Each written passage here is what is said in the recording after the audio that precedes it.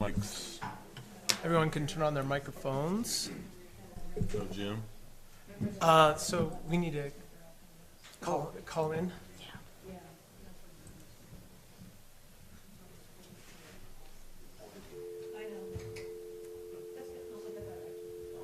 Hopefully he's Up front, Mo. Oh, Mo, it's put up front. No. You know how you like to sit in the front. She's like, Please enter the conference PIN number. There is currently one other participant in the conference. Hi, Jim. I'm here. Okay, thank you so much for calling in. We'll call the meeting to order here in a second, but we'll just, you can keep us on mute or whatever, and if we need anything from you, we'll call on you if that's okay. Sounds great. Okay, thanks. Okay, I'll call this meeting to order. This is Town Council meeting, Town of Alpine, April 16th. First order of business is the Pledge of Allegiance. I pledge allegiance to the flag of the United States of America and to the republic for which it stands, one nation, under God, indivisible, with liberty and justice for all. Thank you. Madam Clerk, roll call. Yes, sir. Good evening. Councilman Larson. Here. Councilman Dickerson. Here. Mayor Green. Here. Councilman Castillo. here, And Councilman Burchard. here. Mr. Mayor, you have a quorum of the council with all members present. Thank you.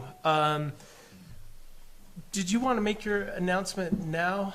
Yeah, if you don't mind. Yeah, go ahead. Okay, so it's not, I apologize, it's not on the agenda, but I received a phone call from the treasurer of Lincoln County. As some of you may know, that the governor has allocated funds for property tax relief that some people are eligible for. And so Jerry is going to come down at the Alpine Civic Center on May 23rd. He's bringing some of his staff. He's going to hold a workshop there from 2 o'clock in the afternoon till 5 o'clock in the evening. And they will help residents who qualify complete the application. They also, because you pay your taxes through the county, they also have all the proof of payment information that you would need. And so they're going to help you fill out the applications if you qualify, collect all the data, and then they will send them in for you, because he said that, you know, there was a large sum of money allocated and he'd like to see the residents of Lincoln County get as much of it as they can. Yeah, thank you. So we will be posting this information on our Facebook page. He sent some information over today. It looks like he also has he's doing some things and has done some things at the senior centers, but he has a bunch of workshops scheduled throughout Lincoln County in the month of May. So we will make sure to put all this out there and put it on our website, so that if anybody wants to take a look at the application beforehand, and there's a flyer that also gives you the qualifications. So, What's that date again? so the one in Alpine is May 23rd, and it's from 2 o'clock in the afternoon till 5 o'clock in the evening. From 2 to 5? Yeah, they will be at in Thane from 10 to 12 that Okay, same gotcha. day. Yeah, Okay. so, yeah. That's great. Thank you for the information. Welcome. Appreciate the treasurer reaching out to you. That was. Yeah, Okay. yeah, he's, I appreciate all the effort that they're going through to help people Yeah. through the process. I think it's wonderful. Yep. Thank you for that. First thing is the consent agenda. Has everyone had a chance to read through our extensive consent agenda? Yes. I would entertain a motion. Motion for approval of consent agenda? Second. We have a motion. It's been seconded. Any discussion? All those in favor of approving the consent agenda, say aye. Aye. Aye. Opposed? I was an aye, by the way, as well, so it's 5-1. Sorry. Got wrapped up in that. Okay, so we're gonna move right into reports, and we're gonna have a presentation from Jim Webb from Lower Valley Energy. Jim, there's a button on that microphone there, if you wouldn't mind. There. Good, thank you. Thank you. Well, thank you for letting me come and visit with you for a minute. Appreciate the council and mayor. And just want you to know how important Alpine is to Lower Valley Energy. It's kind of at the center of our service territory with Jackson to the north, Afton to the south, and then Swan Valley and Bondurant. So you guys are kind of bullseye, and there's a lot of growth here. So wanted to start off by just first apologizing for the outage that we had in January. It's not what we like to see happen, and we take those very seriously. So I wanted to just mention a few things about that. And first of all, apologize. Hate to ever see that. Rick Canori is my engineer that's with me, one of the best engineers in the country, and we hate outages more than anybody. I know you guys hate them, but we hate them worse. And during that time, unfortunately, at the same time the outage happened, 2 days before, we had a cyber attack, and our whole computer system was taken down. So our guys were without some of the tools that they normally have, the GIS and SCADA system. So that slowed them down a little bit. So there were some other things that happened that kind of slowed us down. But I want to talk a little bit about just some of the things and the plans that we have for Alpine. And you see us here a lot in the summer. We're trying to bury lines where we can because of fire danger. And you can read in the paper any day about utilities getting sued for causing fires. And so we take that very seriously. And one of the things we're doing is where we think there's a lot of danger with trees, instead of fighting the trees forever, we're trying to bury some of those lines. And so I know we've made a mess out of some of the roads. You've seen us doing that. And over the years, we've spent a lot of time upgrading the substation. So anytime you see our portable substation out to the side of the substation, that means there's a major upgrade going on inside the substation, and trying to keep up with the growth that you guys are having here and provide the best service we can. And you guys are our owners too. You're aware of that. As a co-op, you own us, and so you're very important to us. We keep statistics, and I just wanted to mention a couple of them and not take up too much time. But our bank is CFC, and all the 850 co-ops in the country, electric co-ops, borrow from them, and they keep statistics on all of us. So it's kind of our report card, and we keep track of that. So, and you guys know, right now we have the lowest rates in the country of all the co-ops, and that's partially because some of your assets that we've leveraged, and we bring in money from other places that keep our rates down. So we have the lowest. But after the outage, I heard some rumors that the reason we had the outage and it was so long, Lower Valley's not investing in the system. I just wanted to mention another one of those statistics that they keep track of is investment per mile of line. And out of the 850 co-ops, and some of these are pretty big utilities, places like Atlanta, all around the suburbs of Atlanta, in Texas, there's co-ops that are almost 300,000 meters. Lower Valley's 30,000 meters, so quite a bit smaller. But our investment per mile line, we're 120th from the top. So out of the 850, our investments per mile line we're 120 from the top. So pretty good. And another statistic that we watch very closely is our outage statistic. And so how often, how long is our system available? When is it down? We try to keep the availability as high as possible. And right now, as of last year, we were at 99.98% of the time our system's available and up to all the people. So that's very important to us, and we'd like that to be 0, be 100, but that's kind of hard to do. As a co-op, we've got over 3,000 miles of line that we maintain, both underground and overhead. And actually, we're kind of unique for a co-op in that we actually have more underground line now than overhead. I know you see the overhead and you think we have a lot of that, but actually we have more underground than overhead. So, and that's a good thing, and we're trying to continue that trend. So the first thing I want to deliver is just say sorry for the outage, and if there's ever any issues that you're worried about, you're welcome to call me personally. But I wanted Rick just to take one more second, if he could, just to talk about some of the projects we have going this summer, if we have time for that. Yeah, thank you. Okay. Come on over, Rick. We want to get all this testimony online. Get it on record. Yeah, on the record. Yeah, you guys always drive by our substation here, and there's 4 transmission lines come into there. It's a major hub of the Lower Valley system and the whole regional transmission system. One line comes in from Palisades Generation and ties into Goshen and Idaho Falls. The other line goes up the canyon into Jackson and ties into both deliveries there.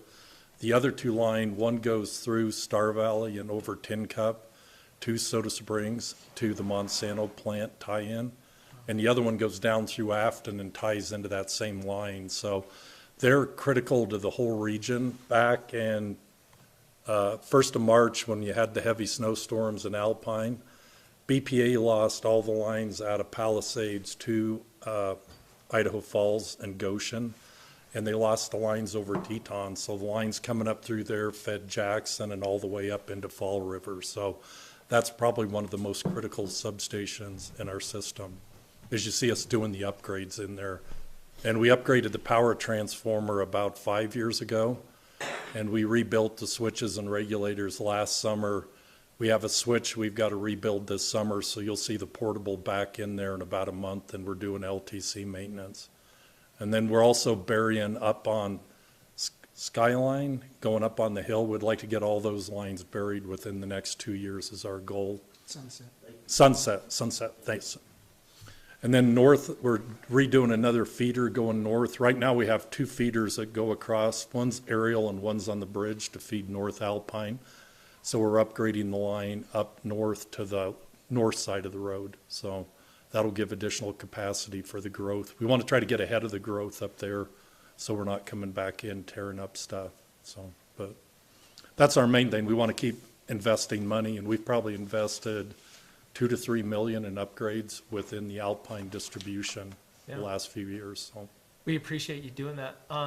How well suited are we, let's just say, for growth in industrial users, for example?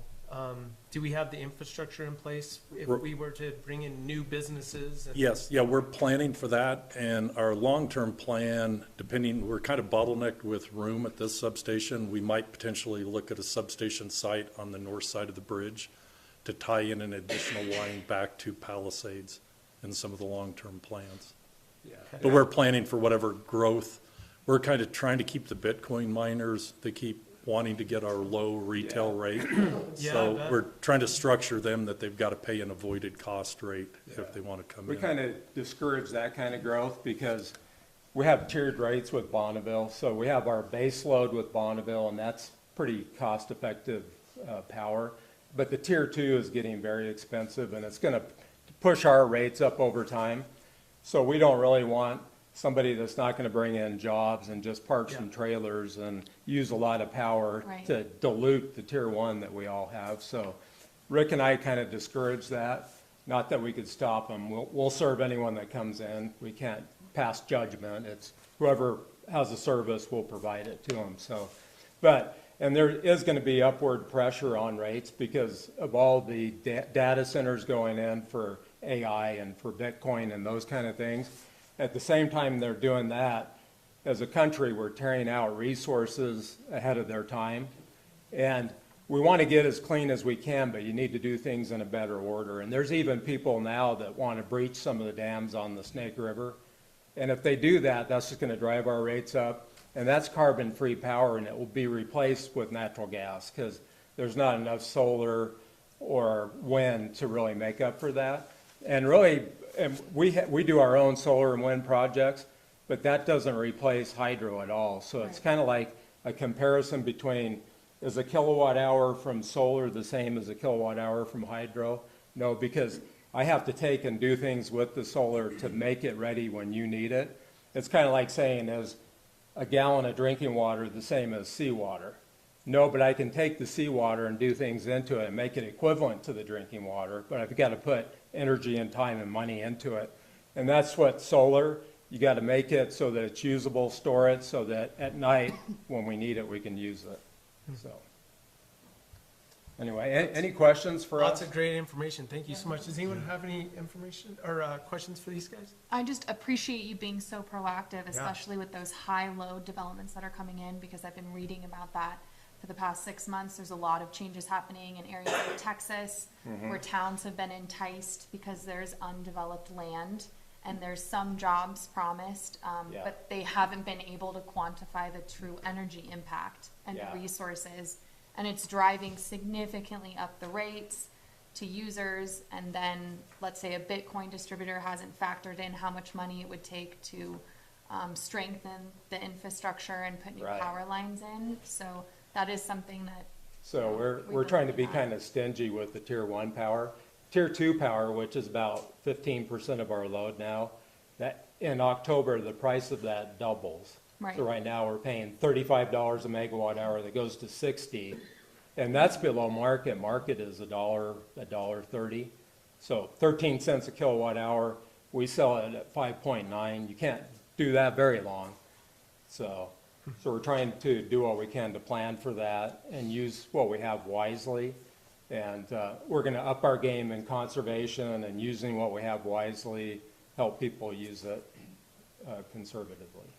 So that sounds wonderful. anyway, Any other questions for these comments? Just say keep it up. Yeah. My dad has a place in Island Park, and he's on Fall River, and so we're always bantering back and forth Yeah. every time he loses power. And and I would say it's probably 6, 7 to 1 compared to you guys losing power. thank you. So, Thank you. Yeah, And they're good friends, That's it. but their rate is 40% higher than ours. And yeah. so- I've always appreciated when we moved here that, like, very few power outages. I mean, if ever, I just can't recall them. The one good thing that may come from that power outage that we had in January is that it definitely brought to light the fact that we don't have a place where if the power does happen to go out for days at a time, Yeah. we don't have a safe place that's got backup power. So because of that, we've decided to ask for a generator, power generator on our civic center. And if the special purpose tax does go Good. through and we are able to, that's one of the projects we're thinking about putting on. So if anything, Yeah. a few hours, but we think that's a smart thing to do, so. And we worry about those kind of things. If a terrorist took out our transmission lines, it could be days. Right. Yeah. I don't know if you guys remember in 17 when we lost several poles up in Teton Village. Yeah, I had 5 different utilities here helping us, and we had that up in a amazing. week, It's which crazy. wasn't. So what if that happened here? What kind of backup do we have? I had somebody meet with me last week saying, you need to get rid of natural gas. And I said, we can't do that for several reasons. Matter of fact, we'd like to get it to Alpine. We're trying to get to Afton with the pipeline and then continue up the valley. But to have all of our eggs in one basket, as remote as we are, you need heat and you need backup generators that can run off of natural gas. Yep. And it's a good transition fuel. It's cleaner than propane and heating oil. So it makes sense for us to have that and for people to have backup generators. And especially a community, where do you go to stay warm if something big happens? Right. Yeah, So. I think it's a good idea. And anything we can do to help with any of that kind of planning. And I appreciate the work you guys did too on your fire mitigation planning as a community. That was great leadership and anything we can do to kind of dovetail into that. Well, we owe a lot of that to the fire chief and the fire district because they're very proactive with that, with the FireWise program. And yeah, we try to support them as much as we can. But a lot of those areas that you're talking about aren't actually in the town of Alpine. So there's very little we Yeah. can do other than education and make sure they know Yeah, what options are out there for them. But yeah, we're always trying to work together with those agencies. So. good. Well, we appreciate it and we Yeah, appreciate thanks you for guys. coming. Thanks. Appreciate it. Thanks both of very you. much. Thank you. All right. So on the next report, just real quick to kind of dovetail what we were just talking about, we have additional meetings coming up regarding the special purpose tax. And we've brought forward, we think, 3 good projects that if the town council does want to move forward with that and the rest of the communities move forward, then we feel like we're bringing some good projects. The one that I just spoke about, backup power for the Civic Center, there's also a planning project for the potential river walk that we have suggested that would be starting at the Grays and go along the bend in the river's edge and end up over by Melvin, and potentially go on the other side of the river as well. So the planning for that is $500,000. So we think that's a good use of that money. And also I don't know what we're calling it, beautification project that would be this part of Alpine as you're coming in from the south, where we'd be putting in landscaping and trees and all this stuff and put a walking path, bike riding path on the side of the road, which again, just encourages, movement around the town instead of everyone jumping in the car to go to the mail or go to the post office or the store or whatever. We just want to try to encourage it to be more of a walking community. And one other thing, I have a big announcement. Drum roll, please. I was asked to participate in Dancing with the Stars for Alpine version, or the Star Valley version. I appreciate that reaction, though. But yeah, April 27th, Dancing with the Stars, the Star Valley version. And so, yeah, there was a flyer that just went out today, so we'll get that out. But we could use the support for sure. But anyways, that's all I've got. Engineering report, Kevin, were you going to, yeah, do you mind? Yeah. Thanks. Oh, thank you. They'll pick anybody, I'll tell you. For the engineering report this month, we're still working on the AMI radio read for all the water meters, so we'll get those. They're looking at 2 towers, one tower here at the town hall and possibly one at the Public Works. So that way we could triangulate all the meters So is together. that new since the last meeting we had with them? Yes, they talked about trying to put it 2 different other places, but Yeah. these seem the best since you already own the property Right. and they're already zoned for this. So we're just trying to figure out the height, what it would take and how that structure would take for that. Okay. So that way we can get that working and then get all those, hopefully, at the end of this year. Yeah, This summer, fall. For sure. Get those up and running. Yep. So everybody will have a water meter, and at that point, you'll know how much you're using, and then if you've got a water leak, we can get out there and help you out with it. So, pretreatment plant? the pretreatment plant. So we do have all the electrical done, except for the automatic transfer switch. The generator's in. We just got, as of like yesterday, all the drawings except for Cambrian's process piping for the new screen room, classification room. So I just sent that out to the one person, the King Construction, that was interested in the process pipe. Yep. So I sent that to him today. Okay. So we're supposed to get the final drawings from Cambrian on this Friday. So it's just hard to hold your breath because it was supposed to be the last Friday, it was Yep. supposed to be the Friday before. So once we get that number from them, and then everything looks like it's covered, then I would bring it to before council and let y'all look at that extra cost. Okay. So it'll be all the process piping, the electrification from the panel to the pumps and the blowers, and then the controls, and then we'd be working on the SCADA system as well. Okay. Yeah, thank you for all your help on that, driving that bus, because I know it's not easy. Yeah, It's like herding cats. yes it is. So those are the big items that we've got going right Any now. questions for Kevin while we've got him? Thanks, Kevin. Thanks, Kevin. Yep. Planning and zoning, Sue, what do you got for us?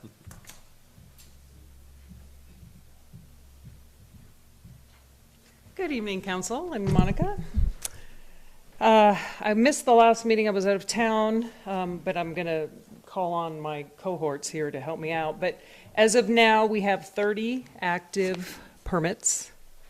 Our Alpine extended stay was approved and permitted, so I'm sure many of you have noticed the grading that is happening there.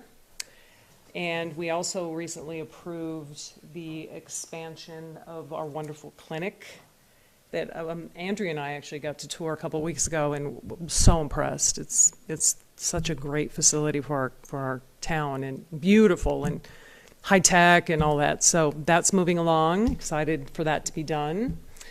And I think in terms of everything's moving forward, we're still dealing with land use development code issues in terms of getting that thing tight.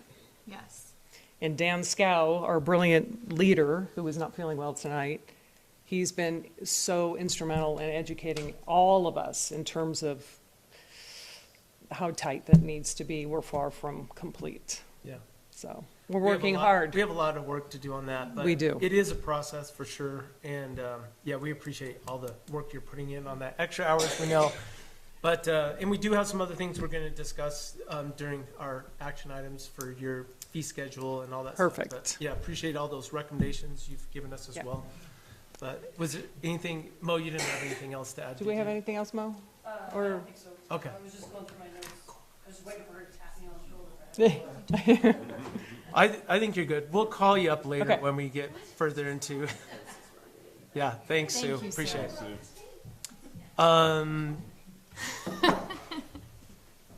Councilman Larson, you've got the trifecta here.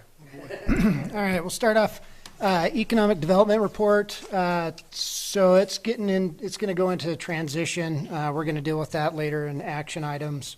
Essentially, the, Lincoln County Economic Development Board, it kind of went defunct, and right now, the Southern Lincoln County Economic Development Board has had a 501c3 apparently for some time, but they've never been active.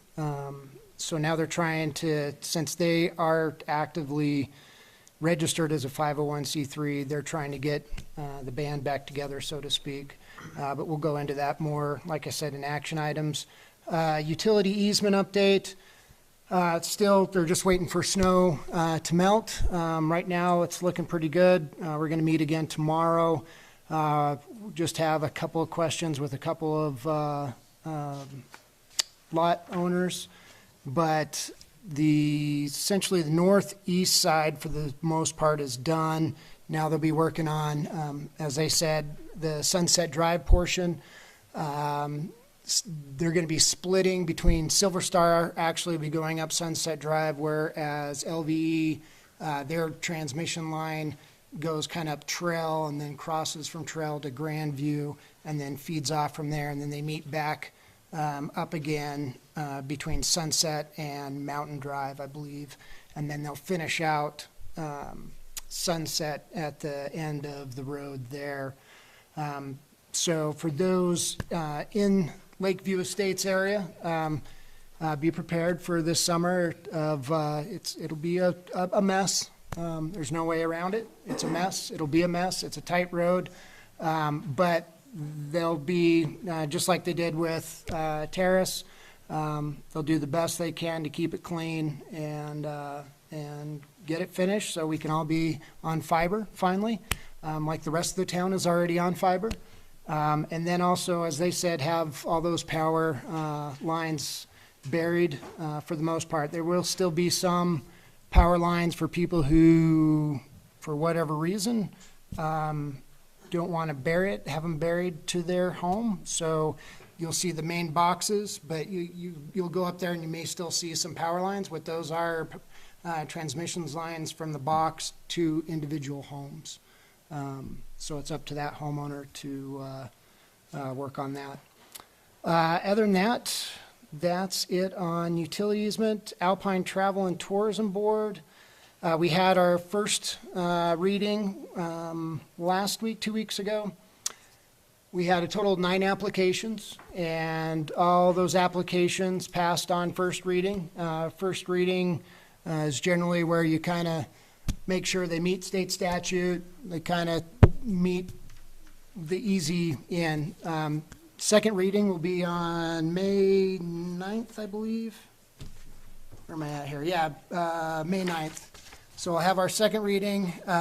Second readings usually get a little tighter as we work into the budget and work to see what we want for the future there. But you're more than welcome. You can either watch it online or come on in and see what's happening with those 5 applications. What time is the meeting? 6 o'clock, Did you say May 9th? May 9th, yes.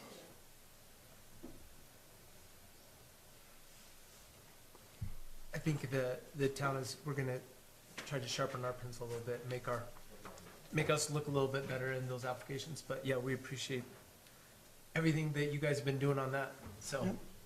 All right, now we go on to Councilwoman Castillo is going to give us the Alpine Education Committee update, so. Thank appreciate it. you. Yes, I have an overall update, which you'll see a little bit about what the Education Committee is trying to accomplish in the newsletter. So I thought I would really quickly just share a snippet of that and then focus on our workshop that we just had with the school board. Since our appointment by the town, we have set up multiple meetings with our education consultant, sent out initial surveys to residents to gauge educational needs, presented our goals and viable remedies to the Lincoln County School Board, and hosted a school board workshop to open discussion on restructuring Etna and Thane schools. As a committee, it is imperative that we investigate all viable options to improve education in Alpine, whether that comes in the form of a reconfigured district or a charter school.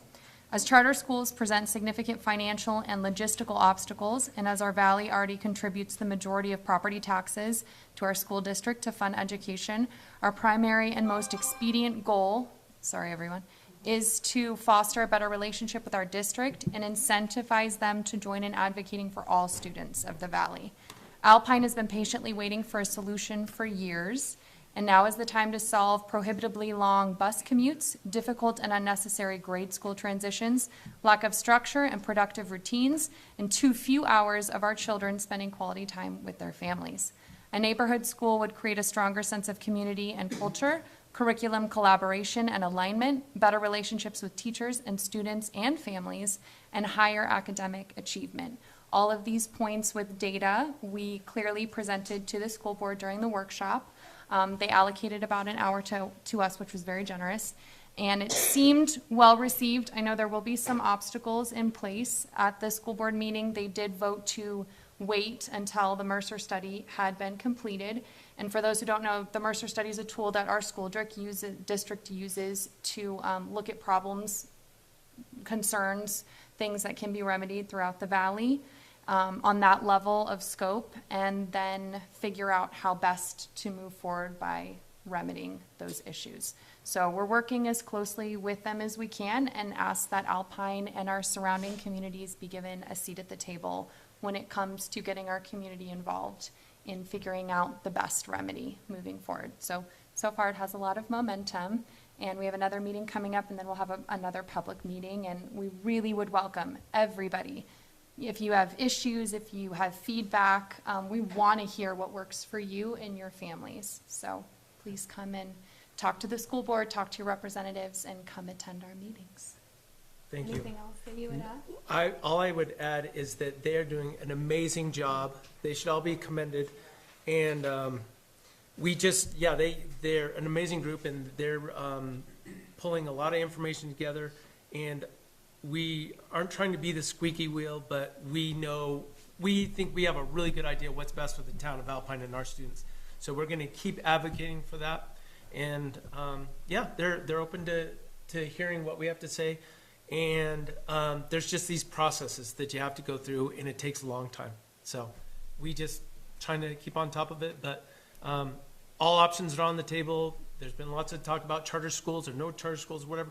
All options are on the table, and so we're trying to figure all that out. But anyways. Mayor Green invited every school board member to sit on a school bus and experience for themselves what our littles, what our kindergartners go through, and the commute, that 2+ hour commute per day that they experience. And that doesn't take into account the time that they sit in a hallway, that they get to school early.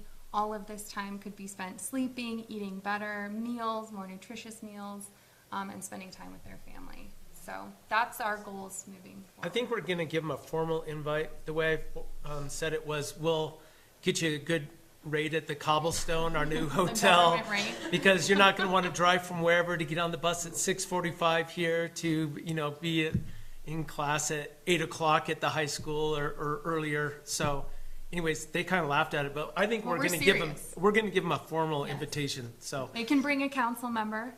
Yeah, I'll go. We'll go. all go sit on a bus with them and see what it is. But anyways, so thank you again and make sure everyone knows. Thank you for coming, Mayor Green. Really appreciate it. Okay, what else do we have? The sheriff's report is submitted in writing, so that's on there. We'll move right into action items, and the first thing on there is the proposal from Skyla and Brittany, right?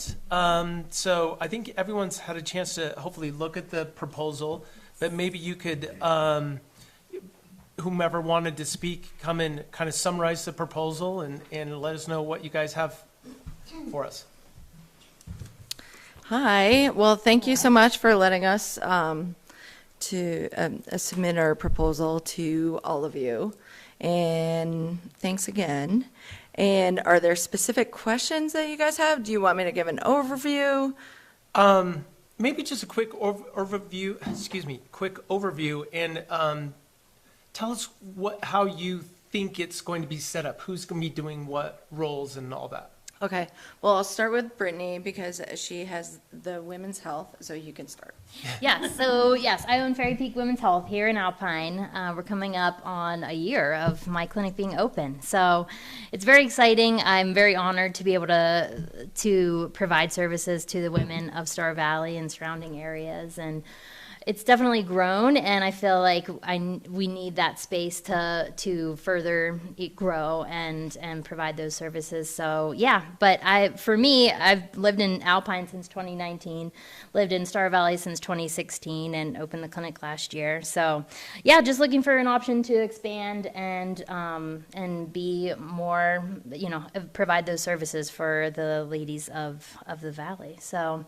I appreciate the consideration. If you have any questions, let me know. How many people would you employ there? Well, I mean, it just really depends on what the growth is after I move into a bigger space. But I mean, anywhere from like 1 to 2 more people as far as like healthcare jobs. Yep. So, yeah. And then overall, our goal, we've asked to have a sublease within that building. And the reasoning behind that is to, my company is Alpine Opera Nurse Concierge, and to bring specific medical services to people within our valley. And then also with the extra rooms that would be available, we're thinking probably 3 rooms for Brittany's practice, and then expand beyond that and offer up clinical rooms for massage therapists, also acupuncturists. We also have an interest from mental health, which would be super significant. As we know, all of Wyoming is struggling in that particular area. And then also just different services that people currently can't get access to, but possible Pilates instructors, and estheticians, and et cetera. So we want to offer, and we've proposed different rates, so people could have a potential day rate where they only pay X number of dollars per day, and then we could have 2 days a week that we say one massage therapist comes in to utilize this particular space, and then somebody else uses it the other Monday, Wednesday, Friday. We just want to open it up because we know as clinicians that we are looking for space, and it's very limited in Alpine specific, and we're super psyched. We have both commuted for years, and we're really excited to actually work and live in the place that we live to work here as well. Well, that's what we want as well. And we would love to ride our bikes to work on those paths and pick up our children right across the street. That would be amazing. Yeah. Yeah, just because I know how the commute is. I used to commute to Idaho Falls for the last 4 years, so I know whenever you were speaking about the bus rides and everything, it's life-changing to not have to spend that time commuting to your job and school. So, yeah. So you guys, in your proposals, highlighted a bunch of questions you had about the building and all those things. And so our staff has gone over and looked at basically all those things. And I think everything's doable. We can make those suggested changes or whatever, the handrail or whatever, update that, just make sure it's, things like that. The smoke detectors, all that's really super easy. The plumbing, things like that, we can take care of all that. Okay, perfect. So were you suggesting that the $1,000 a month would be the rate if you were gonna take care of a lot of those things since your husband's a contractor, or what were you suggesting? So along those lines, I didn't know where things were delineated as, and so we just noticed that there was a lot of things that needed to be upgraded. And currently, we're in a location that is brand new and ADA approved. And so, and everything is taken care of at that price point. So such as plowing, electricity, Wi-Fi, janitorial services, trash, all of those things are all taken care of at that level. And we had a projected rate that we would increase over time to market value roughly at about 3 years. But because we are both a brand new startup businesses, we just wanted a little bit of leeway in order to get our footing, get started, get additional clinical people in the building in order to just get started and get moving forward, and then make it up to market value. Yeah. Yep. I don't know how interested we are in like plowing and doing all that stuff in janitorial services and providing you Wi-Fi. Right. Like, we would rather just, you know, you take over the lease on the building and you're in charge of all that upkeep and everything. Yeah. I think we are interested in bringing it up to the standard, like the back doors and things like that that need to be updated. We're, you know, talking about putting in new back doors and things of that nature. So putting a significant amount of money into it, but yeah, really only letting you kind of run with it. Okay. So, I'm sure other people might have some questions, but I was thinking that maybe in light of that conversation, maybe you could just like update your proposal with some more specific numbers. But I would also like to ask a question real quick about, you said there might be other people that are coming in and paying like $100 a day or something like that. Would that rent flow to us, or are you suggesting it goes to you guys to help? So initially, what we were thinking is start at a specific rate, renting from you, and have the option to sublease to other clinicianers.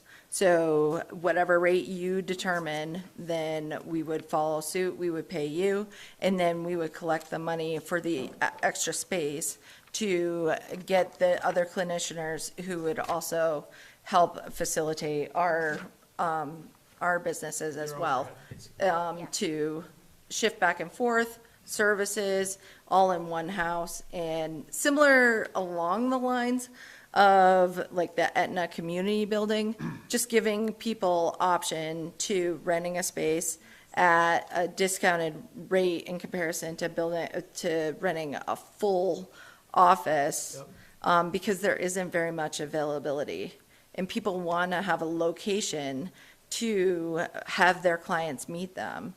Every esthetician that I've met with, some of them are operating out of their homes and things like that, and would like to have a space where they can offer their services and it's clean, and then we are able to help facilitate their business as well. And as a rising tide raises all ships. We would like as many people working in there as possible. Yes. How soon would you be interested in moving in or taking up? So we said June 1st in the proposal, and that seems very viable. Okay. Does anyone have any more questions for these two? I think, go ahead. No. I will second, I think it is easier just as you expand and bring in more providers to separate the utilities, things like trash, because obviously over time with more people using those amenities, they'll increase. But I'm very excited about this proposal. This is an underutilized building. It's centrally located. It's prime as far as even just giving rates. I know a lot of massage therapists, they like to just rent on a daily basis, however you want to negotiate that. I think speaking from just one council voice, I would love to see if you chose to sublease, which it sounds like that's your business plan, that the town then would be able to have a little bit of input just to make sure that those coming in, those subleasers, meet the qualifications we would ask of any renter.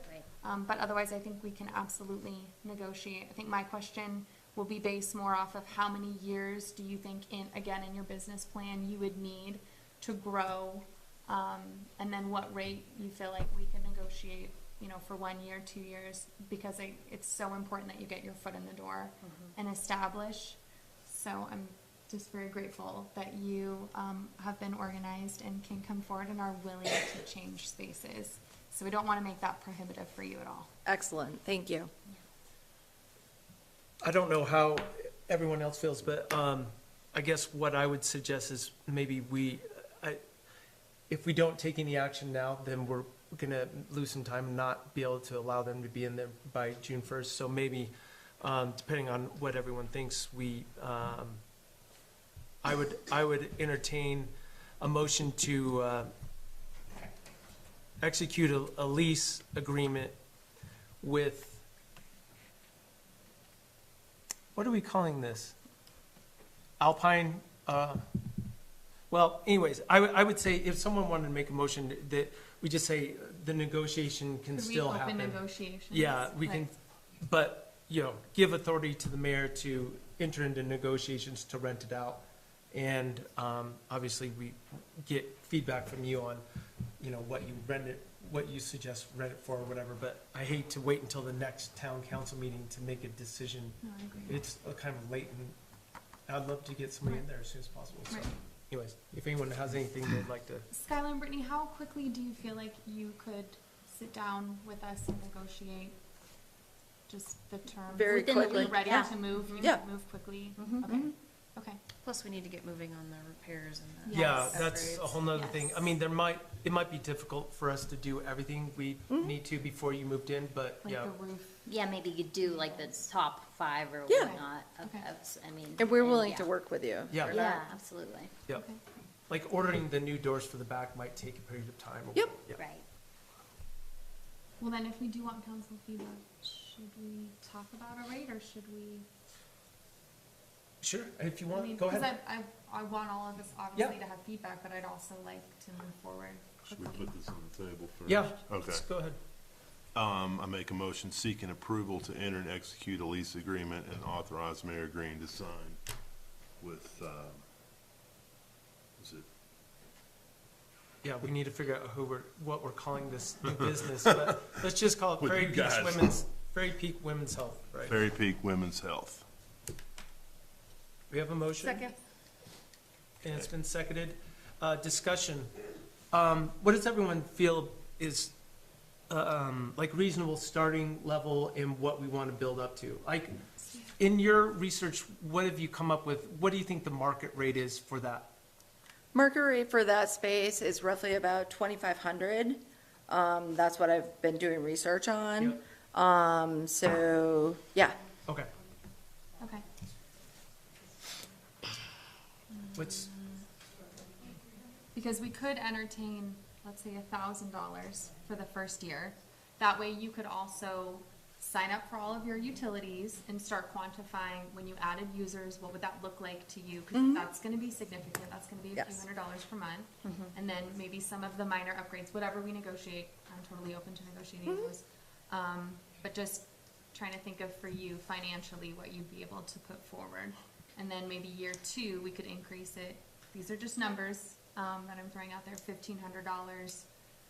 And then maybe reevaluate. What if we started out with just a 12-month lease at $1,000, and then we can reevaluate in a year, see where you're at? Because it's hard to predict right now No, where you're you're right. going to be at in a year. Yeah. You could be like killing it, yeah. or you could still be struggling to get your rooms. I think that is Point. smart, Yes. just because if for some reason it doesn't take off, whatever, and then you just need to make a change or whatever. Right. I fully believe it will take off. Yeah.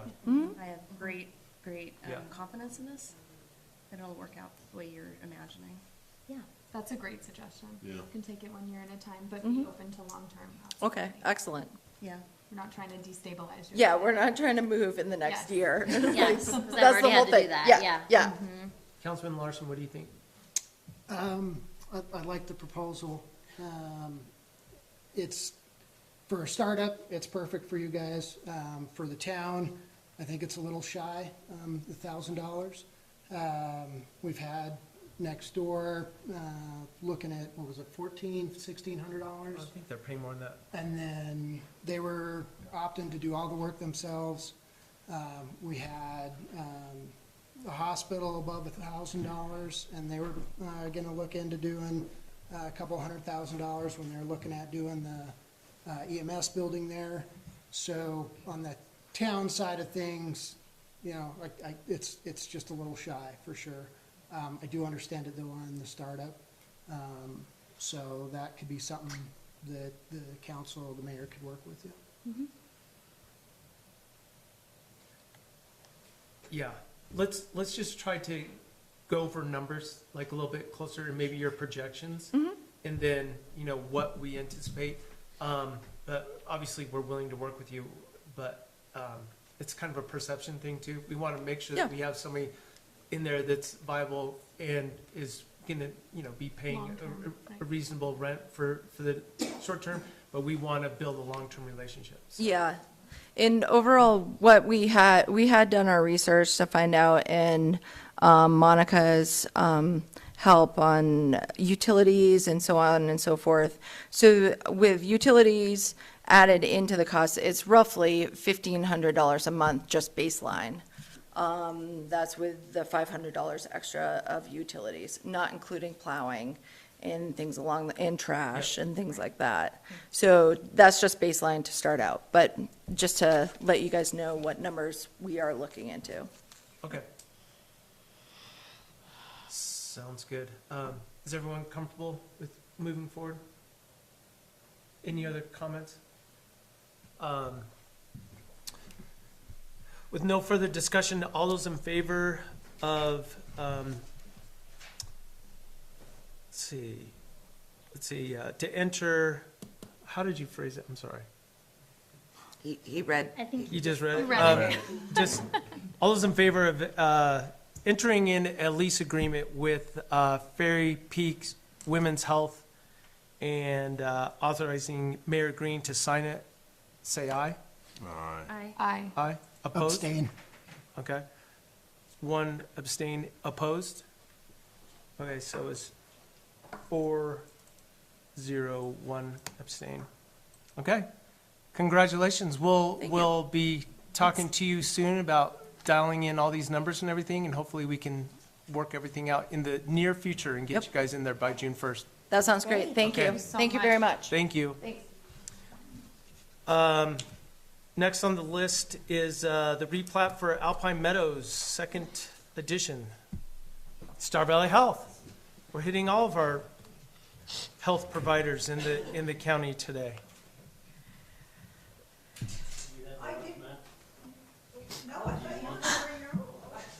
I have one. Yes. What do you need? Just the map. the plat. It's attached. He wanted to, Oh, he wants the big map. Okay. Oh, yeah. This is the one everybody wants. thank you. It's upside down to you. Would you rather? No, no, it's fine. Yeah, I've looked at it. Oriented at the Yeah. window. So this is a boundary adjustment proposal. I don't know whether you have a electronic version. Oh, thanks. Yeah. Oh, thank you. You can't see that. I can't. It's down there. Ah, there it is. There it is.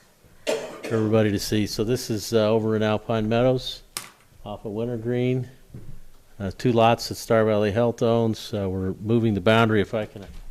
Yep, please. Screen. I could zoom in on that one area. Existing boundary is currently right here. And it has a 60-foot ingress and egress easement. It was platted in the original plat of Alpine Meadows. I'm proposing to move that line over to here. So this lot increases in size. It'll now be 4 acres, and this one will be just a little over an acre. This is also where there's an easement here for drainage. That's where one of the drainage basins, It's like the hospital property is. storm sewer, basically. Yeah, Storm dry drainage. well or something. Not storm sewer, but storm drainage. So, as talked with the mayor prior So there is a water line here that comes in and ends at this fire hydrant. And then there's a sewer line that goes all the way through the property. So as that easement is, ingress and egress easement is taken away, we want to put back in place an easement for utilities, for sewer and water. This is one of the town mains. There's a manhole here. I believe most of the area of Rollums and KJ's dumps into this, and then gravity flow through the subdivision and over your plant. So we have designed a new easement to be a variable width, so that it's at least 10 feet on the east side until we come, this is the new structure that is being anticipated to be built.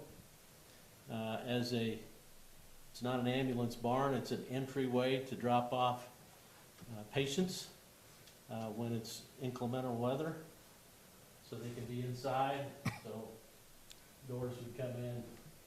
There's a sewer line at least 6 feet away from that building. So we are providing, as we pass this building, looking at doing a 5-foot easement and expanding it to the west an additional 15, so there's still a 20-foot easement for, at this point, we only have a sewer line. The water line stops here, does not continue. So we're proposing bringing that in back to the 20, and then so it's a variable width as it changes. So the other thing is we have an agreement that I believe both attorneys have now looked at and approved, an easement agreement that would be granted to the town. And basically, one of the, and remind me, Mike, if I forget any of the items, the basic items were, we wanted to make sure that the footers were below the sewer line. Mike's estimating, I think at planning and zoning, we mentioned, you have a copy of that easement? All of council. You guys should have copies, right? So I received it. The final? I received that copy today, right before the meeting. So it's not on the agenda or So attached. Something changed since the planning and zoning one? We got one right before that. So I meeting. was on vacation, Oh, so okay. I'm back first day today. All right. So I've printed it out for all of you so that you have it. And I have reviewed it, and what I asked them to change was edited, so I'm good with it too. And I believe this is the one that we had at planning and zoning meeting also with the minor change, that Mr. Sanderson, there was a sentence that. Yep. Oh, yes, I see. Strike, however, a grantor shall not be responsible for damage, obstruction, stoppages, or other periods of non-use of the sewer line. So they're suggesting striking that, correct? Yes, Okay. that's what he was suggesting. So, basically, we're responsible during construction, get the footers below the sewer line so there's not potential for damage in the future. Right. Because of the 6 feet away, I don't expect to even see the sewer line personally. Mike could refer to that. 6 feet's a lot of dirt. Yes. We'll be down below that. We're also anticipating that after construction of the building and the footers of the wall at least, that we then camera that sewer line Okay. to see if there was That'd be some great. damage for Damage, yeah. some reason, so that we have a baseline to say, here's what it looked like right after construction.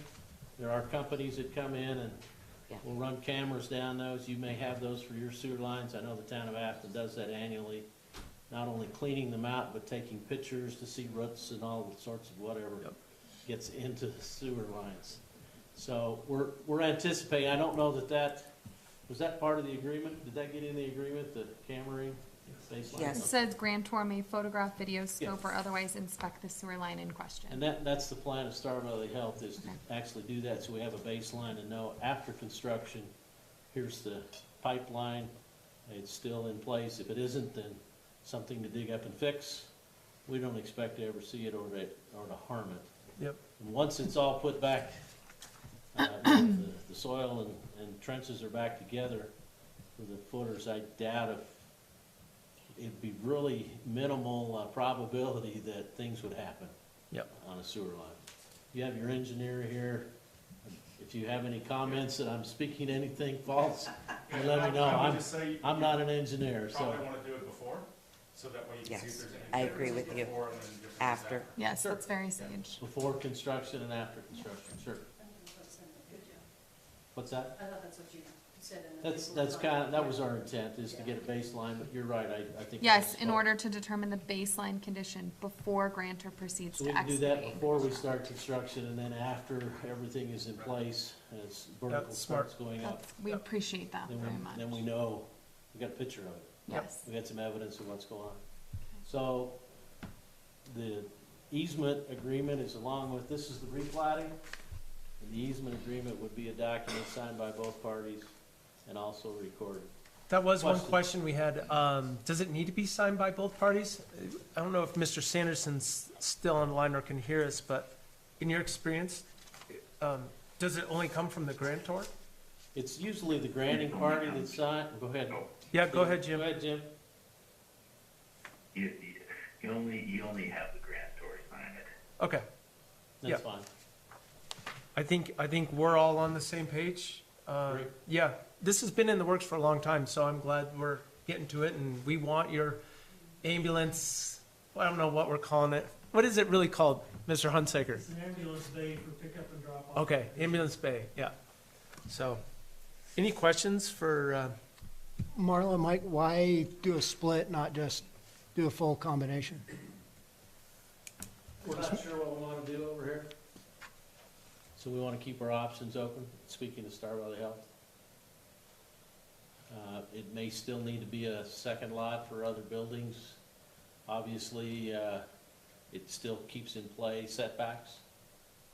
We moved it over here to get rid of the setbacks. With this line, we wouldn't have complied with your setbacks with the new Right. buildings. So, this is basically focused, there's an inch of pavement over here. That's our thinking, I don't know, maybe you have a better crystal ball for the future than Save you I do. money. And it was my suggestion to kind of keep the flexibility. Once you combine it, then if you need to divide it, you've got to come back through that long process with any community to redivide. My crystal ball says you'll be expanding within 5 years.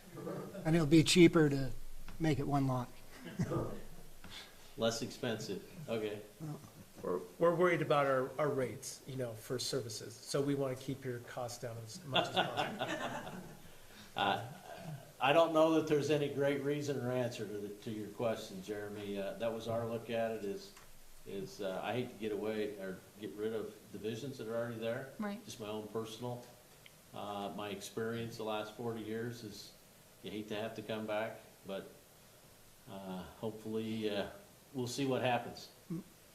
And then We expect it to expand too, speaking as Star Valley Health. I mean, we're excited about this building and feature down here in Alpine.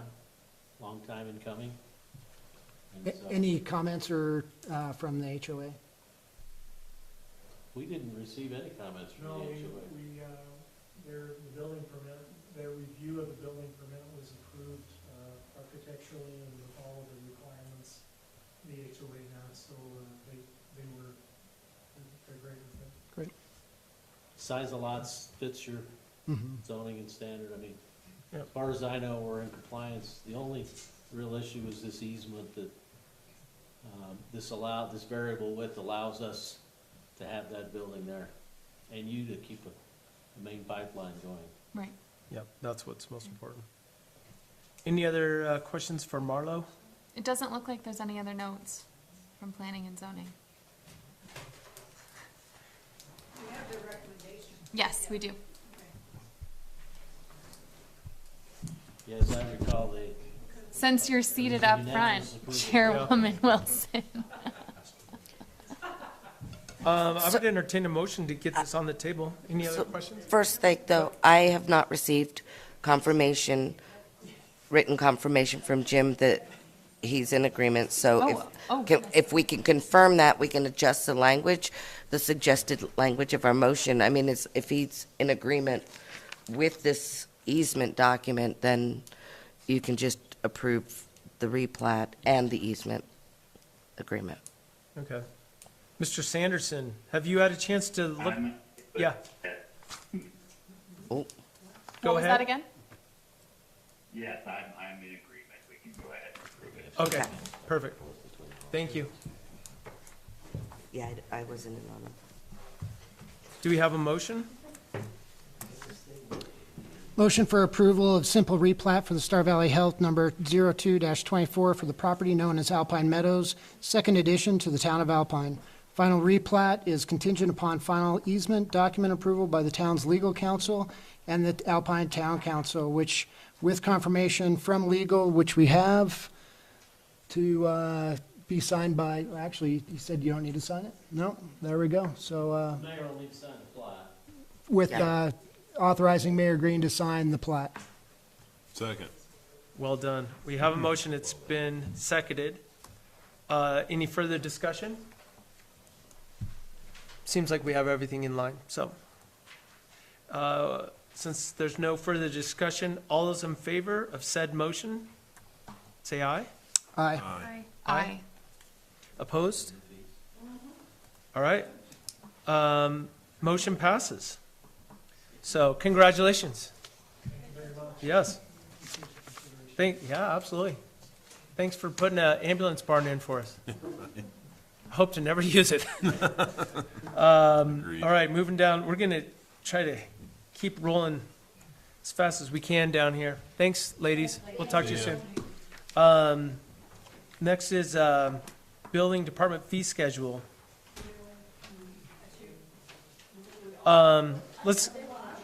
We would love to hear from each one of you. Should we get something on the table here? Make a motion for approval of ordinance number 2024-003, Building Department Fee Schedule, first reading. Second. We have a motion. It's been seconded. Discussion. Let's see. Can we go over your recommendations first? I'll stay here, girls. You'll support from the Supposed to be side. here to be your backup. And I'll start off this by saying I went to the planning and zoning meeting. Yes, she was There there. was over an hour of discussion when it comes to fees. Yes. And every type of developer and resident, their financial status, their development level was discussed in detail. And I just really appreciate you spending so much time to think about what Melissa likes to call the little guy, as well as the larger developer. Believe it or These not, have most been of really our well town explored. started out as all of us are little guys, yes. So, yeah, what, did you guys have any questions? Still a little guy. You're on Dancing Me with the too. Stars. Well, that is true. I mean, pretty well known after that. But, so some of the questions I have, and I've already expressed these to Yeah. Christine, but the reinspection cost and the note about keeping the 1 hour minimum and the note above it. Walk us through real quick what you anticipate happening. Obviously, I know you're trying to discourage people from having to have re-inspections Right. by putting it like, but what is the 1 hour minimum and? So, because a lot of times, if I recall correctly, a lot of times when our guys would go out, it's going to take them maybe 15, 20 minutes to try to double check and make sure that the inspection is done correctly. But then they have to come home or come back to the office and do all their paperwork and all that jazz. Type their reports up. Yes. So, the thought of, no, don't, girls. She thought she. We're all one team. Go sit down.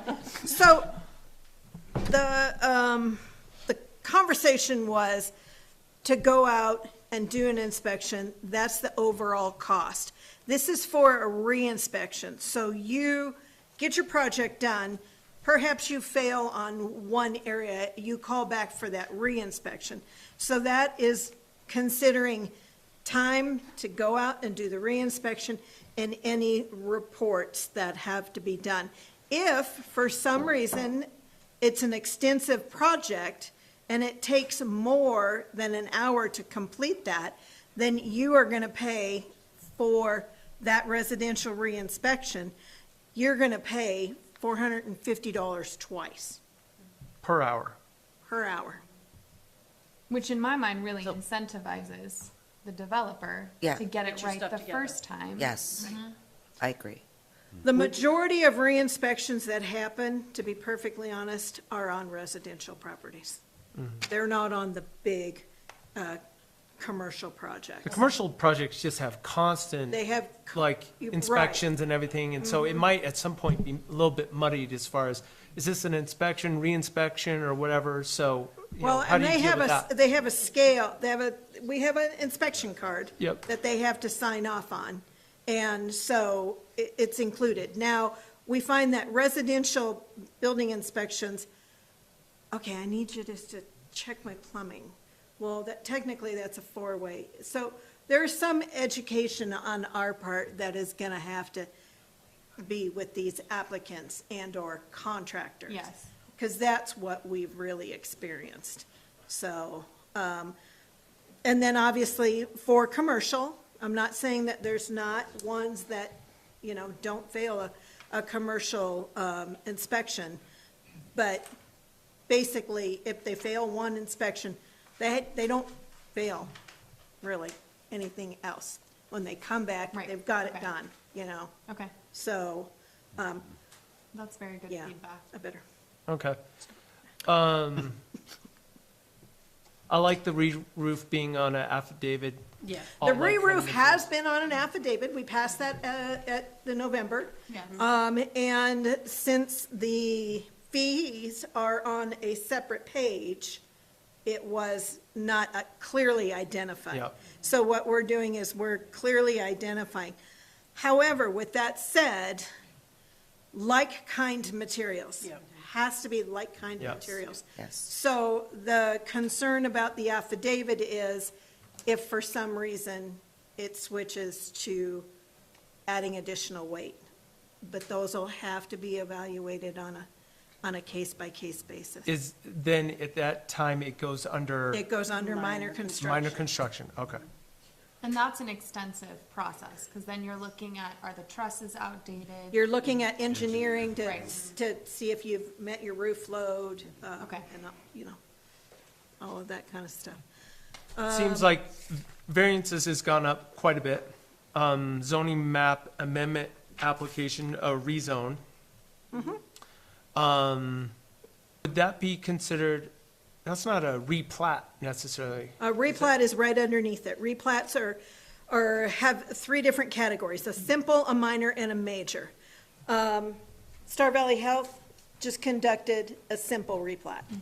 So a simple replat, and I have my happy little sheet here. Hold on, let me just pull it out. So a simple replat is classified to create one additional lot or parcel, consolidate one or more lots, a boundary change between two adjoining lots, change in a subdivision plat, correct errors. It requires no zoning change. Simple replats, we talked about it originally, we had it at 5,000, we talked it over a little bit more, we determined that maybe that was a little bit extensive. So what we did is we dropped it down to 3,000. Okay. Yes. You still have to do your notifications, although you don't have to have a public hearing. You still have to go through quite a few of the same procedures. When you get to a minor subdivision is creating 2 to 5 lots or parcels. So that's more extensive, and a major is when you're creating 6 or more lots. And so we've done quite a few minor, and we've done a couple major. Minor and major pretty much are the exact same steps that have to be followed with notifications to everybody within the zone. Right. And Still so extensive they're staff still, planning and it's still, Yes. it's a lot of work, Yeah. I think. Can we touch? on Somebody really might quickly- disagree, but I want to ask a real quick question from Marlo and Mr. Hunsaker.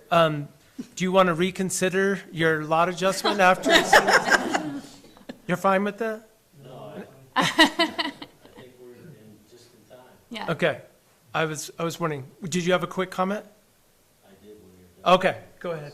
No, I'm sorry, I didn't mean to interrupt Nope. the process. I'd love to hear your comment. But I know that we talked about this in the meeting. as far as a variance, because people could see the line item and see that it's a large amount of money, but when it comes down to the processes, the amount of review, and the fact that they don't come up very often, it's very labor intensive, and we're not seeing a Variance lot of is, and Mr. Sanderson could probably address this. There's 3 statutory requirements. Right. And those are pretty extensive. And then there's 1 town of Alpine requirement. Most applicants have met the town of Alpine requirement, but the statutory requirements have been hard to achieve. Yes. But that's, a variance is dictated by state statutes. Yep. So if you're really, and I encourage everybody when we talk to them, really think about this, really look this over, because the fees are non-refundable. So please, please take this, Yes. under consideration, because I'll be happy to take your permit application fees, but Yep. I make no promises. If this happens to pass tonight, on second reading, I would just make your colon a period on the 200 per lot. Oh, yeah. Oh, we're not in Europe. Yeah, not European style. What? 200. Oh, I'm looking at a different sheet, Yeah. guys. So anyways, now we go to the deposits, which we don't need to spend a bunch of time on this. I think this is a great idea. I only question if the commercial deposit is enough. Probably. Probably not. Well, probably not, but, And just so everyone knows, this is, instead of taking a credit card and running a credit card every time there's a reinspection or whatever, we take this deposit, and then whatever extra fees you were charged, whatever, we reduce the, amount of deposit that we give back to you at the end when you get your certificate of occupancy. So just way cleaner way to go about it. And we don't want everyone's credit card information just sitting around in a folder or something, so. we tried to institute this previous, so some of you probably do remember talking about the deposit. And then somehow, some way, like Mayor Green said, it got put in there that a credit card was to be kept on file. And I honestly, I was never really for that, just because you can cancel your credit card, or it expires. Right, or it can be stolen. There's just different things, and I personally don't like to keep my credit card anywhere on Yeah. file, so I'd be like, oh, sorry. So we think that this is just a better way to track that, and then that way, if there is re-inspections, the disclosure is that re-inspection will be coming out of that deposit. So when your project is finally complete, whatever, if you didn't have any re-inspections, fabulous, your money's coming back to you. That's also an extra checks and balances too. If there's, because we were talking about how do you vet contractors, how do you vet providers, which is not the role of the town.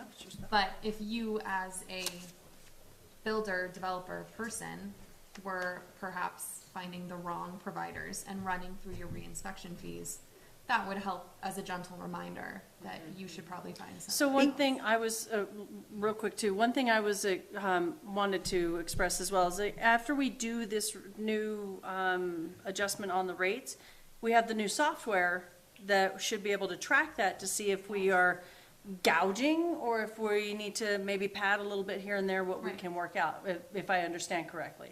So I think that would help out to help alleviate some of that stress to where we're not losing money, to where we can at least break even. A good pattern. Would be nice. Right, right. I mean, and, obviously, we've been told that the planning and zoning needs to be self-supportive. So this is the first This step is in the, getting there. this is the only Yep. avenue mechanism that we have Yeah. to be in that realm. Any questions for the team up here? Once they run through that deposit, let's say worst case scenario. Their project will What stop. happens? Okay. Their project will stop. They gotta come see And us. then, we haven't gotten all the logistics Right. done, but their project will stop.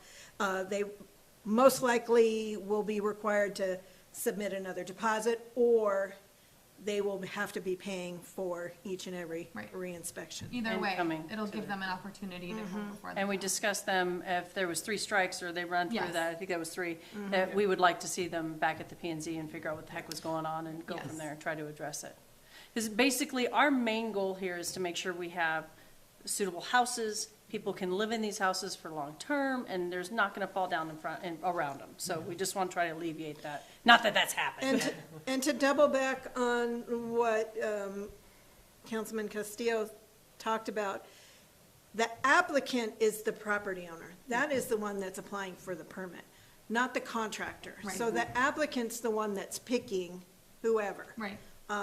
Because there has been discussion or comments that, well, it's not really fair that the property owner has to pay because the contractor, isn't doing a good job. Well, they're the ones that pick the contractor, so. The due diligence. It's that due diligence, yeah. Well, plus if they, if it's the contractor paying the fee, they might not be passing that information on to the homeowner. Yeah, that was discussed at And then length. they don't know, and all of a sudden they find out there's all this stuff going Yeah. on that they didn't know about. No, So that's- that That was keeps them discussed at in the know. as I well. think that Yes, ma'am. helps. Involved. Any other questions for the team? Yeah. Yes. For the deposits, what's defined as garage projects? So you want to put a garage on your property? There's a So the garage garage project. project is just a whole garage. A whole It's not garage. like, Yep. It says garage structures, by the way. So Or what are you it reading is, when something you else? do a single-family residential home, and if you have a garage attached to that, that's part of your single-family residential permit. Okay. Okay, so your fee is, however much the square footage, including that garage. You build a house and you don't put a garage on it right away, and then you come back and you want to put a garage, then, or an accessory structure, that's what that's about. Gotcha. You need another toy barn. We all could use those in this. So, Any other Because- questions? let I me know just this is double back real quick, Yep. because a garage is almost basically is the same as a mini home, because you're doing your footings, your foundation, and all of that type of stuff. So, sorry, Just making sure it's the whole thing and not pieces and parts. right. Any other discussion? Yes. Okay. All right, no other discussion. I think Mr. Sherbo wanted to say. He's, Yes, he had a comment. Oh, Jeez. okay, sorry. you're gonna wait till the end to make your comment? You could be part of our team. If it's on this subject, you should Yes. talk about it now, You don't have to wait. before the vote. Go ahead. I don't know yet. You don't wanna stick around till the end anyways. To the Till very the end for end. public comment. No, not that public. Oh, okay, Oh. I meant the public comment on this particular Yes. question. please. I'm just wondering where the fees are based on, coming from, the philosophy. These are tripling from what you have. My guess is they're 1.5 to 2 times as much as Teton County. They're definitely way over the Lincoln counties are cheap, and I There's understand no that. way these are near Teton County. No, There's no way. actually, We just Mr. looked it up. Scow addressed that. Jackson, they're about half. We just looked them up. So you might, I'm just, I mean, all of these costs from my standpoint, I don't pay them. They go to consumers eventually, because they go to the price of the lots or whatever. I just haven't seen them at this quantity in any other jurisdiction we've dealt with. And I'm just wondering and I don't disagree that you need to operate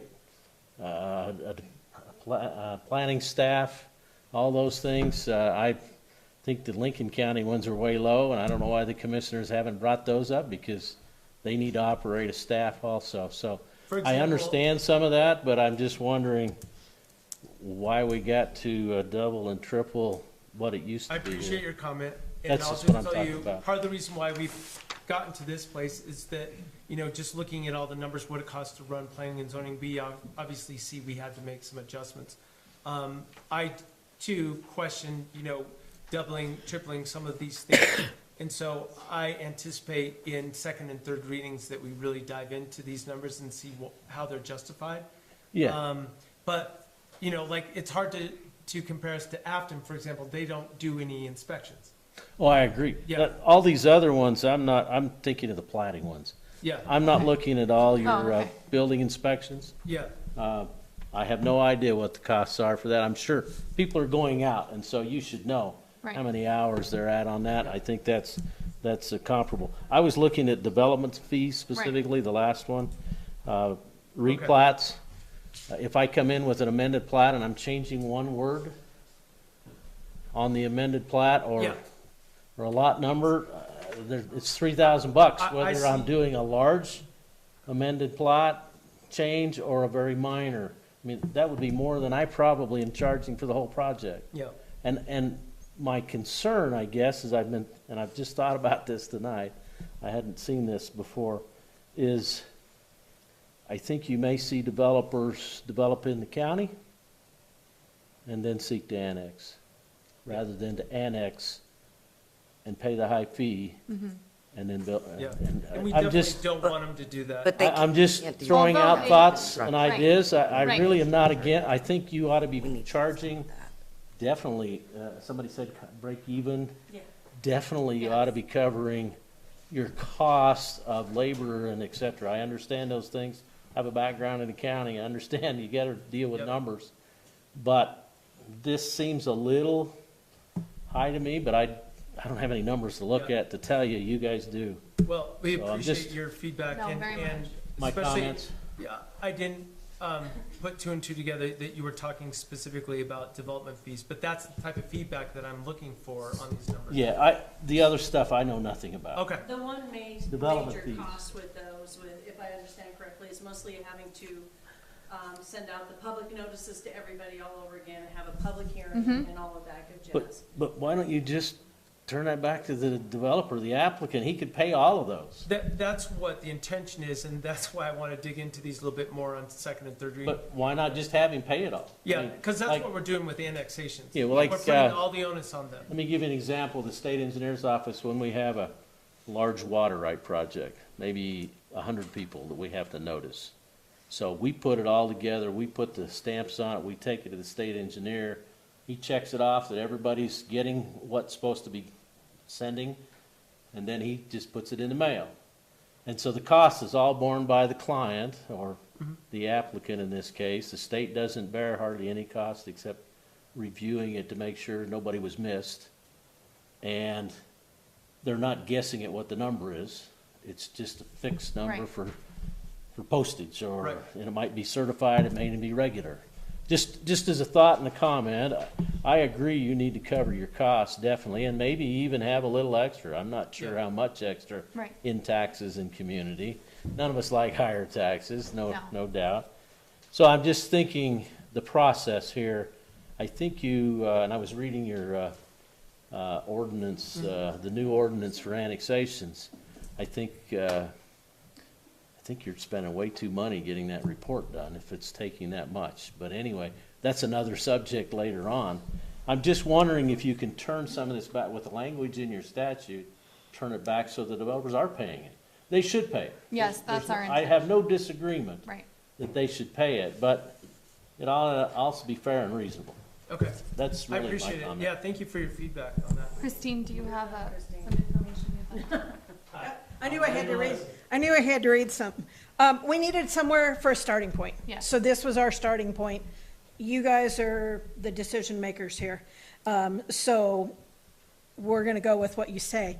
However, with that said, to address Marlo's point, on top of page 3, it says fees do not include all costs for advertising, which will be billed directly to the property owner along with any other out-of-ordinary expenses. And that So- comes out of the deposit? And, nope, So what, that will be billed directly, your advertising cost. yeah, Will be- again, we want to just put that on the, And it's gonna be billed Yes, they're directly good. to the Right. applicant. Right. So now it's specified Oh, in true. here that it's being billed. Before, it was included in your replat fee or your permit fee. the fees that you listed. On top of the fees that Yes. we've listed, but I just wanna Yeah. yeah, point that out. okay.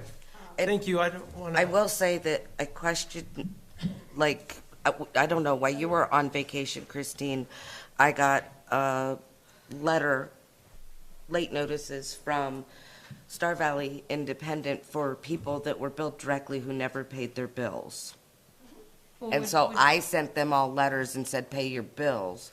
But some of these have been a year or more. And so, and I became aware of it only because they sent them to me. So, how do we know it's not I'm not specific paid? sure why Star Valley Independent sent them to the town of Alpine, but they did. Right. But those were specific to liquor licenses. Okay. So we're looking at that and changing that program. But in addition, we felt that we needed to put this language in there. Yes. Well, and just, Because reflats are Yeah. expensive, Yeah. especially if you're going like berries. Yeah, we have to avoid that situation where we're just having to notify the public 3 times or whatever. Yeah. Yeah, that's just, we just need to change that language like I that. wonder though, if you might wanna think about the deposit side of this, for those fees, instead of Star Valley Independent getting the short stick. Yeah. I mean, if you send it, the way we handle it is we pass those through, so we pay them for our client as surveyor's approval, and then we're reimbursed and we take the collections. But you're not always gonna have that. Not every company handles it that way, not every person. A deposit, again, Would like do your, that. Your other Mhm. concept of Yeah. deposits for building permits may be a way to, then you're doing the accounting, and it can all be happening because they may not, I mean, you may have to take them to small claims court. I mean, Yeah. that's what small businesses have to do sometimes. right. So I'm just thinking of a collection method that would not be, that would be more advantageous to the town. I Yep. guess. Yeah. Something to think about. I appreciate all those comments, and we'll take that under advisement, and we'll definitely look into these numbers a little bit more. And Yeah. I do want to compare with other towns and see what they're doing, so. Yeah. Okay, I'd just like to see it. I'd like to see all those numbers. No, I think it's Yeah. a great starting point. And I think the other thing that we have to consider as a council is that we're already working in a shortfall. We have never charged for some of these amenities, or have been somehow shorted in some way. So unfortunately, we're in a little bit of a unique situation because we haven't reevaluated, we haven't increased, we haven't taken into account staff responsibilities and time. So we have quite a bit of backdating, so to speak, to make up for. We're not trying to make money on it, we're just trying No, not to we lose needed money. a department Yeah. that's efficient. So that's Right. the Yes. sole Thank you. intention, and thank you for bringing all these numbers to us and everything, but I do want to keep things moving along because we do have a long agenda tonight. So any further discussion?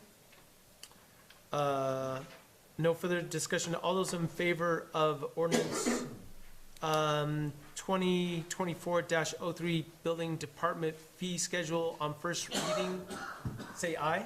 Aye. Aye. Aye. Opposed? All right, ordinance passes on first reading. Next is the maintenance order proposal in Cassell. Can you pull that up? I can't, in this. Sure. I'm in the minutes part. I can't see the Yeah, document. no problem. Thank you. So in working with Cassell, on the backside of the conversion, we have the availability of, doing work orders for water and sewer in our utility billing software. And through that, trying to get that, working on getting that set up and getting that started, there was a conversation with the trainer that we could execute work orders across the board on every item that the public works guys are doing out in the field. They said that some municipalities do try to make the work order system in the utility billing software work. However, if it's a pothole, that you're putting in there, it'd have to be attached to a physical address with a water service. Yeah. So that becomes a little can be very disconnected, because not everything that the guys do is connected with an actual address or water service. And so Melody got for us, we talked about it, see the value in just tracking what everybody's doing where they're doing it. It will help us budget better in the future. It'll even help us determine where our money went in the year that we're spending it in.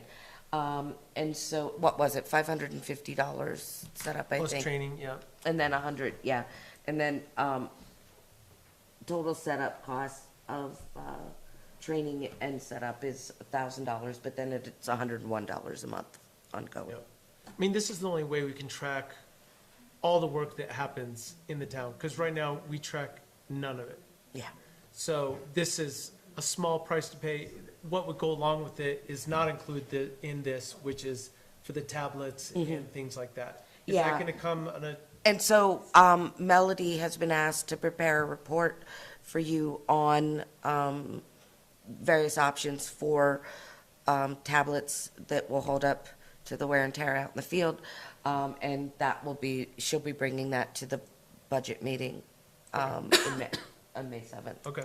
So, for you guys to discuss. Any comments on this in general? Questions? Make it more efficient. Yeah, Efficiency. that's what we want.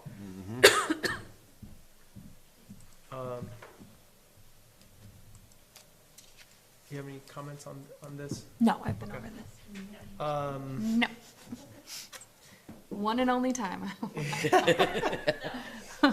I would entertain a motion if someone would like to put this on the table. Make a motion seeking. I screwed that all up. Try again. You don't need to say seeking.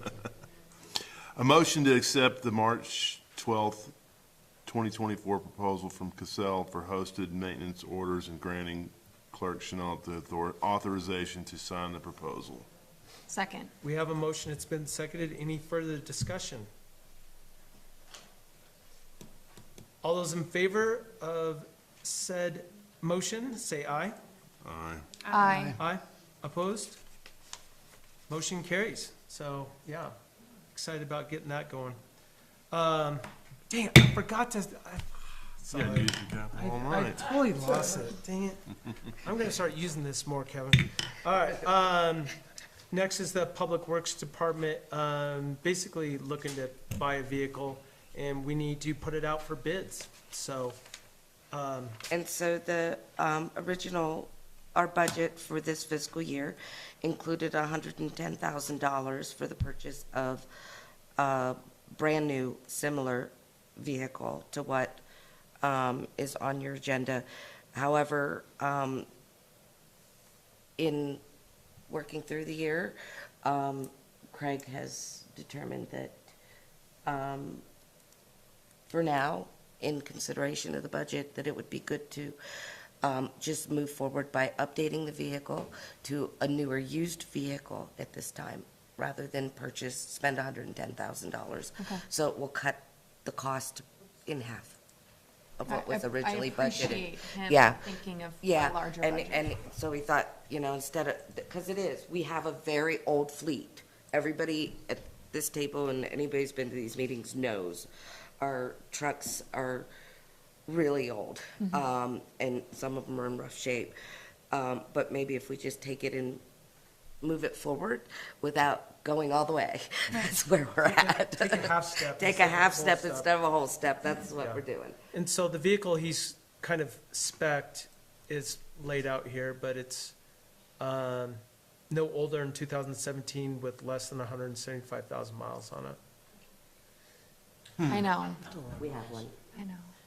I think he's already, I think he's already found one that he likes, so. The way that's worded, sounds to me like over 175,000. But maybe I'm reading right, and not less. Not older than, No, no. oh, Double negative. We You're need to- right. We need to take not out of there. yeah. It seemed like a high mileage. It's a very That's good a We catch. want, we want only high mileage vehicles. The higher the better. That's a good catch. Yes, Thank that's a you. very good catch. Just wondering. Marlon must be one. And this That's was a- not contingent on any prior sales of any vehicles, correct? The standalone, we can go ahead and move forward. Yeah. Okay. Yeah. I would say, yeah, that would be a real easy change that we could make on this Yes. advertising, so. Any further comments? Hold on, let me read through. So we will have a delivery fee. I guess my only question is, and I know we've come up with some issues in not performing an inspection before we purchase. How do we navigate so that we're not surprised? I don't know. I think we just have to do the best we can. Hopefully it's something close that he can Is it- go and, Can you share, is it close? Do you have the details on where this possible viable option would be located? Let me go look. Okay, thanks, Monica. I'd rather not have a repeat of. should we get a motion on the table? Sure. I don't think I have an updated, hold on. Make a motion seeking approval for advertisements, seeking bids for Public Works Department vehicle. Second. We have a motion, it's been seconded. Yeah, basically, all we're doing is allowing ourselves to put a bid out. Yeah. That's all this is. Yeah. So, and hopefully it's just conforms to these specifications with less than 175,000 miles. Definitely, we will update Drop that that. down to less than 150,000. Sure. I mean, if it's possible. I guess, 15,000 miles a year is your standard NEDA, so that's 7 years. Mm-hmm. Yeah. 15 is in the 100,000 range. Mm-hmm. I did my math. That's a right. good point, yes. It seems like a high mileage vehicle, 170. yeah, I'd rather not have. 105,000. I mean, Up is where you start having bigger repair numbers. Right. 140 below. Yeah. Especially on a diesel. yeah. I mean, I run them at 200, 250. I'm not saying that. No, that it doesn't have can't be run life, that way, right.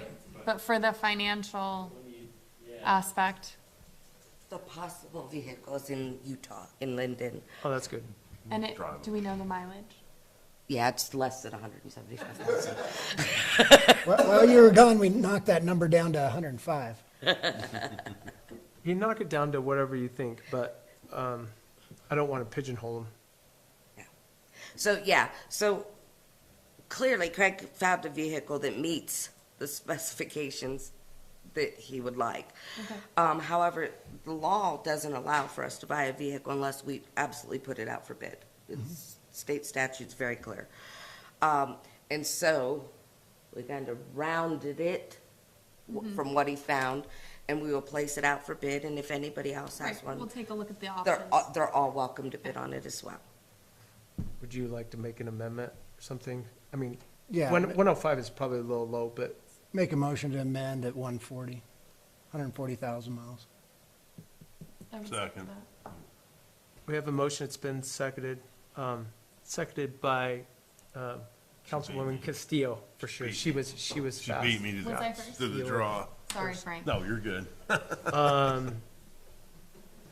All those in favor of that amendment to 140,000 miles, say aye. Aye. Aye. Opposed? None. Okay, so the ad will now read With less with than. less than 140,000 Who miles. made the motion? Who seconded it? Councilman Larson made the motion. Second? Me. And it was edited. Oh. Because I was out of the original room when you motion? made the motion. I made the motion. Sorry, and- Frank The made the first motion. time. And then Jeremy seconded it. Okay. And then, And then the amendment was Councilman Larson. Perfect. Seconded by me. Any further discussion on this? I think that's very fair. There's a lot of maintenance costs that we see come up with these vehicles, so Yep. I think that's a sage amendment. Sounds good. All those in favor of approval for advertisement seeking bids for Public Works Department vehicle with the said amendments, say aye. Aye. Aye. Aye. Opposed? None. Motion carries. So we'll see if we can pick up that vehicle. Next is South Lincoln Economic Development Corporation. So this came up at the commissioners' meeting that we had in January, and as Councilman Larson said, the local economic development committee is defunct. I don't even, I think, do we even pay dues into it or anything? Like, it's, No, it was never okay, it was just a right. active participation. This group seems to be pretty aggressive and wants their what they're looking for. And if I could figure out how to turn this real quick, I would let everyone see. But their theory is unifying both of those together and have one unified front to receive state and county funding. It's much easier when you have one group going for funding from the county instead of two that are kind of fighting for those dollars. So it makes a lot of sense when you look at it from that point of view. I guess my only comment, I would hope that they'd be interested in changing the name from something other than, South Lincoln to more of just like Lincoln County, something that describes the entire. That's when I'd get emails, it would say SLCED, and me being from Salt Lake and going there Yeah. often, I'm like, why the hell am I getting stuff Yeah. from Salt Lake Economic Development Committee? Yeah. Yeah, so hopefully they would change that.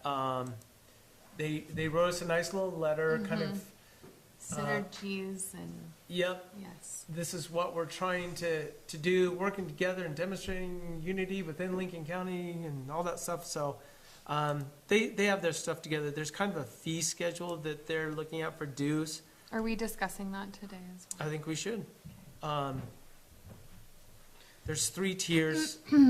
Up to $500, you get monthly notice of meetings, and you may serve on a special committee. The silver level is up to $9.99, and it looks like you have voting privileges. And then gold level is all that stuff plus you could actually serve on the executive board. So if we're going to do this, and we're essentially the other end, as far away as we can get from South Lincoln, I mean, they're going to be headquartered in Kemmer for sure. So I would love to see us join this and be able to serve on the executive board. So I'd be interested in hearing what people's on the thoughts are. executive board, so that would be yeah. gold level. Yeah, so that's $1,000. I mean, you're either going to go in for 500. I don't know. We pay $1,500 for the Chamber of Commerce a year. Right. And Look at all the benefit we get from that. I was gonna say, we need to, that's something So, we need to I like look how at you did again. that. Very nicely said. For a historical perspective, on the ED group, Lincoln County Economic Development Group, which I sat on for 8 years, it was countywide.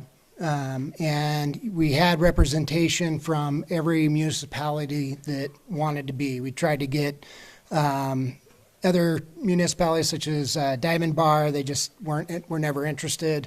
But the active municipalities were Kemmer, Cokeville, Afton, hit and miss. Thane was active up until the end. Star Valley Ranch was always active, and Alpine was always active. The Economic Development Board, it kind of started as an incubator from Wyoming Business Council. And the issue from my perspective was we never really had a budget to do. Our budget was, I believe it was $50,000 a year. And for an Economic Development Board, at least for the projects I saw, that's just not that much money. That's little seed money. So my push was always education or some kind of infrastructure. When fiber came on, we were trying to go for writing grants on that. So trying to use that $50,000 essentially as another incubator to get going on with this valley and with Kemmer.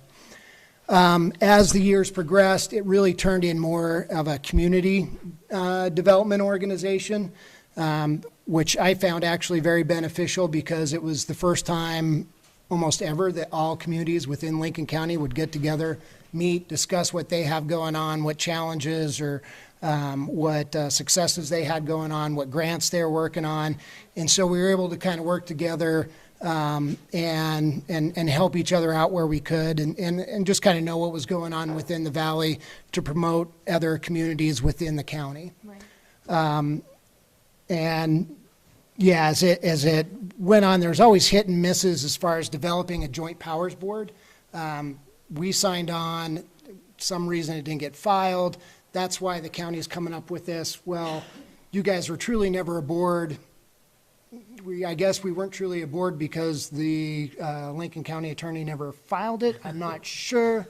But but the town of Alpine, we signed on for it. I know all the other communities signed on for it because I saw the paperwork. So it got defunct. I'd never heard of South Lincoln County Economic Development Board until this spring when I started seeing these SLCED emails, and I just wrote it off.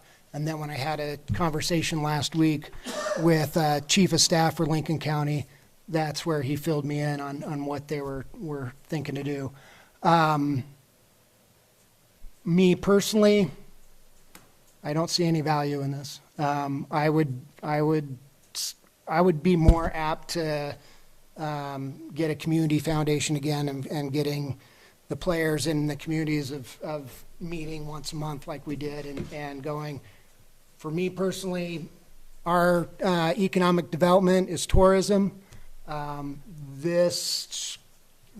that I've looked into, this is definitely going to be skewed to South Lincoln County with the mines, the nuke plant, the transmission lines. That was one of the meetings that I sat in on. I was kind of like, what is going on here? And that was not, to me, that was a waste of time because they're just not going through. That's just my 2 cents. Well, and I think because it's new, just as they say you can opt into different tiers later on in the line, I do not think that it would be bad to wait and see what municipalities have actually opted in, what are their interests, what are their priorities, and then we can see if we want a seat at the table. There's a meeting coming up next month with the commissioners, and this will be a major point of discussion. At the commissioners meeting or this separate meeting? No, at the commissioners meeting. What's the? I'll make sure that you all get that date, and if anybody wants to attend. Thank you. And then, so I guess maybe we could table this for now and just wait until we get some more information and hopefully answer any questions that you guys have about what the organization's really gonna do. Yeah, because it's a little vague, and we're not actually sure what we are signing up for, voting for. Yeah. Okay. We can just skip right past it. We don't even have to table it Yep. at this I'll point. just put on next month's Yep. agenda. Thank you, Monica. Let's keep rolling here. So the next is the approval of the Alpine Development Group LLC agreement and release to authorize Mayor Green to sign. This is the development group at Snake River Junction is what it's called, the HOA, and essentially they have the lift station, and this is the backup power for the lift station, correct, Kevin? Okay. So yeah, part of their development for the Snake River Junction was they were supposed to provide a lift station, or the lift station and a generator, and they had never provided the generator itself. So we gave them the specifications for the generator, and then they bid out the generator for the installation of it, and that had an enclosure, a little fence enclosure on it. It came up to like $67,000. Craig in the Public Works Department decided or talked about that he would rather have a portable generator that he could move around to multiple different lift stations that he could plug things into, or even wells. So the thought was to let them take that $67,000, give it to the town. The town releases their bond and says, you're whole, and then you use that $67,000 to go get your own generator that you can use multiple different places. Yeah. So that's what this is. Quick question on that. Do all of our lift stations easily work with this mobile generator, or do we have to do a fair amount of work on each one? They'll have to be. Yeah, so we'll have to do like a little analysis of all the lift stations and all the wells and see what it could fit into. And then from those, we'll have to get a connection fitting on those. You could basically disconnect the main power and connect this like an extension cord, heavy-duty extension cord from those two, and then they would go from there. It would be nice to get that figured out, but this is the first step for sure. Yeah. So basically, this is saying that you're going to release there, I think it's a $20,000 or $30,000 bond. 30. that, and they'll give you a check for $67,000 and they're done. Yep, Okay. yep. Makes good sense to me. Any questions? Would that, two parts, would that also be a generator we could use for emergencies in the, It could be, yeah. Perfect. I So don't think it's it's just sized- a connection, yeah. I don't think it's sized to do the Civic Center, if that's what you mean, Yeah. but I don't know. The Civic Center is only a 60 kW, so it's not that large. How big would this one be? This one's probably going to be larger than that. I Really? would guess 80 for all the wells, because you're going to look at all of them and see which one's the largest, and that's what you're going to size it from. Well, that Yeah. just is wonderful. and then the second question is, what does legal think about this? Legal actually drew this up. Sweet. So you're all good, Jim? Yep, I wrote it. Thank you, Kevin. Yes, Yeah, thank you. That's cool. All right. Make a motion Yes, please. seeking approval of the Alpine Development Group LLC agreement and release and authorize Mayor Green to sign. Second? We have a motion, it's been seconded. Any further discussion? All those in favor of said motion, say aye. Aye. Aye. Aye. Opposed? Motion carries. Next is Resolution 2024-013 mill levy resolution. Let's see, what do we got here? Soon just affirm for the next fiscal year. Oh, yeah, the resolution adopting and accepting the mill levy tax base of 5 mills for the fiscal year 2025. And that is the limit of our Yeah, Yes. we're maxing that out. And that's what we are already at. Yeah. Yes. Make a motion for approval of Resolution 2024-013, mill levy fiscal year 2025. Second. We have a motion, it's been seconded. Any discussion? All those in favor of resolution number 2024-13 mill levy fiscal year 2025, say aye. Aye. Aye. Opposed? None. Resolution carries. Next is resolution number 2024-14 Mountain Days Event Fund Restriction. Madam Clerk, can you just give us a little quick feedback or information on this? So on the backside of the conversion to Casal, and I know we've had discussions about the restriction or non-restriction of money as well. So this kind of combines a couple of things. Number one, the goal is now that we have Casal, we only need one actual checking account to write checks, and that will be the what we're calling the operating account, which is the account at First Bank. And so there is an additional checking account with little handwritten checks for the Mountain Days. And so this will eliminate that account. And I've created an account on the balance sheet for Mountain Days. And so that money will be held separately. So it's basically shifting the money to the actual operating account and then restricting the funds basically. Yeah, they're like, it's just earmarking the fund. Yeah, and so I've created we're creating an income account for Mountain Days. We've created an expense account for Mountain Days, and then we have this fund where the balance is.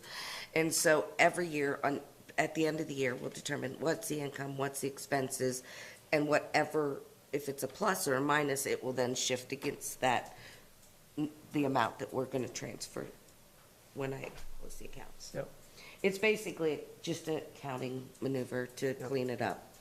It's also, yeah, simplifying one less Yes. checking account that we need to have for the Yes. town, so. Efficiency. Yep. Efficiency. Nice. Efficiency. Word of the night. Anyways, I would entertain a motion for resolution 2024-13 mill levy fiscal year 2025. Or, So moved. sorry. Next one. So moved. Dang it, Second. sorry. We already did that. We Hold already on. did that. Resolution number 2024-14 Mountain Days Event Fund Restriction. There you go. So moved. So moved. Do we have a second? We have a second. Any further discussion? All those in favor of resolution number 2024-14, Mountain Days Event Fund Restriction, say aye. Aye. Aye. Aye. Opposed? None. Resolution carries. Next is resolution number 2024-15, Travel and Tourism Fund Restriction. Essentially the same thing. Yeah, and again, because the Travel and Tourism Board funds need to be restricted Right. For only the use of travel and tourism. So that's putting that restriction in place, but it's also the same process. They will have an income account, they'll have an expense account, expense accounts, and then at the end of the year, again, that balance will always sit in that restricted fund. So, Do we have a motion? Motion to approve resolution 2024-16, travel and tourism fund restriction. Second.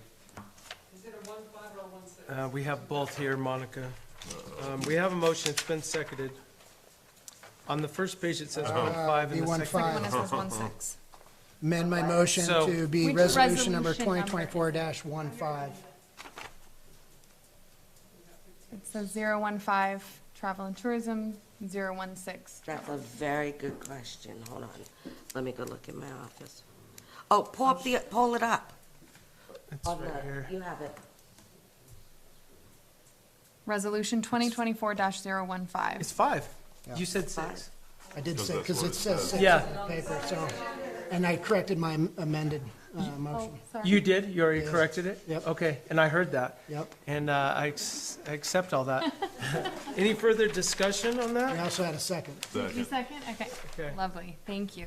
2ND. And it did, Frank second that? Okay. All right. Any further discussion? All those in favor of resolution number 2024-15, Travel and Tourism Fund Restriction, say aye. Aye. Aye. Aye. Opposed? None. Motion carries.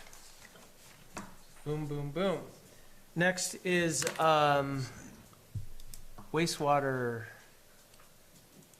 Same thing. Same. Except for this one will be 1.6 versus 1.7. Let's open it up. It's at No, 1.7. 1.6 It was says pulled from the 1.7. agenda because it was the dog sled race Oh.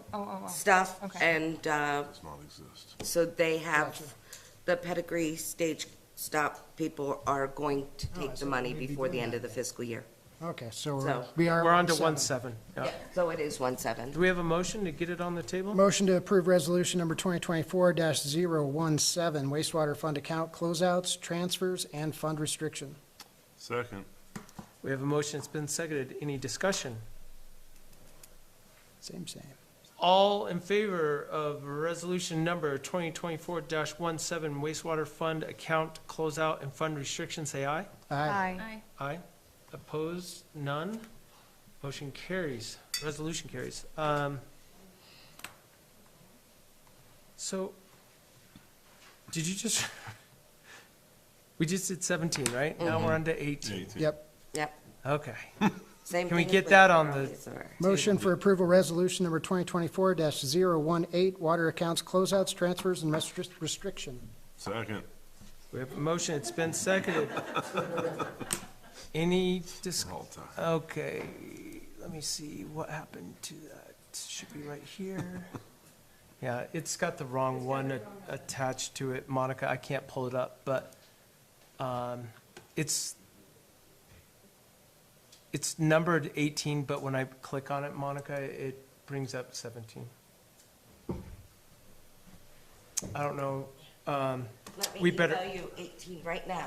do you want to just print out, yeah, just print 5 copies real quick.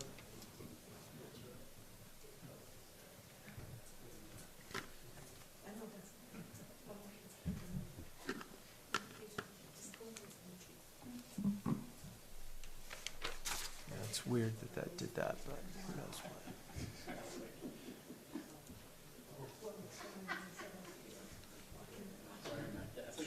Sure enough. Is it just got the wrong number on it at the top? I mean, that'd be my guess, because it should, if she just Xed out 16, then everything else would fall in line. That should be 18. Okay, so here's the question. We've got 18, it says water accounts This one says waste, okay, so, Yeah. this, what does this say? Water. This says water accounts, I think the number's just wrong on there, on the resolution. Okay, Oh, so the 18 will be correct. yep. I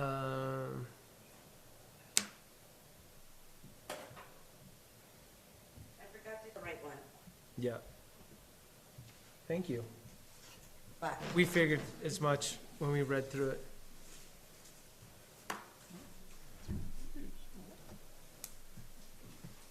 Hello to the 23 people at home. 23 people. What?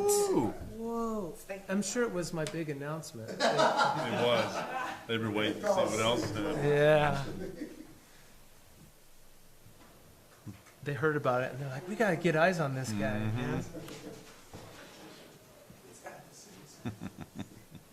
It's at the Ford Theater. It's not at the Civic Center, Dancing with the Stars, but, so I've corrected it. okay.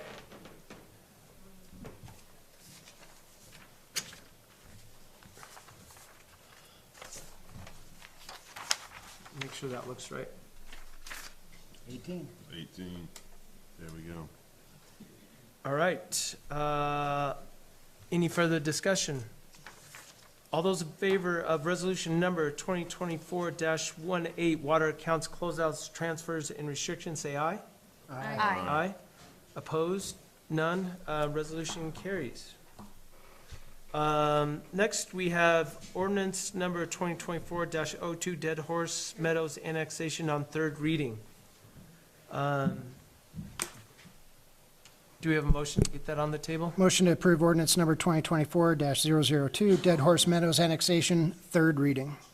Second. We have a motion, it's been seconded. Discussion. This is what Marlo stuck around for. I now figured it out. It is, it's 9 o'clock. It's 10 after 9. Thanks for being patient. I do have some points that Yes. I would like to discuss. Please. If anybody would like to jump ahead of me. Go ahead. I do believe that because there's a vagueness to this annexation, the impact that we are able to decide at this point in time, we haven't really been able to properly assess. So forgive me, everyone, I'm going to read off my notes because it's a lot of information and I want to get through it quickly. At this point in time, there's 3 points. We do have an outdated master plan. That's something that we're working to remedy. That's going to take time, especially for community input. And it's vague on questions of where we want density. We have no notion on where our constituents would like density and of course in what form. So it's an open-ended question right now. What is the town willing to accept when it comes to land development? Second, we do not have at this point in time a clear and concise plan on this proposed development. So what is the impact on our current citizens and on water sewer infrastructure?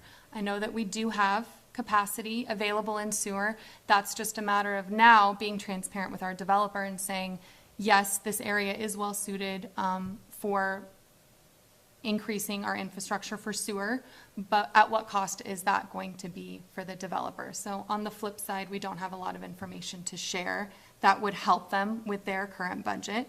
Until our Wyoming Business Council water study is completed in the summer, fall, fingers crossed, we have no data on how many connections our system in its entirety can hold. So at 6 acres, if we looked at a minimum lot, and again, this isn't set in our land use development codes, so if we looked at a minimum lot of a 1/4 acre, now we're looking at 25 possible 1/4 acre lots. So just something that I had to be educated on because 6 acres doesn't sound like a lot of room for me.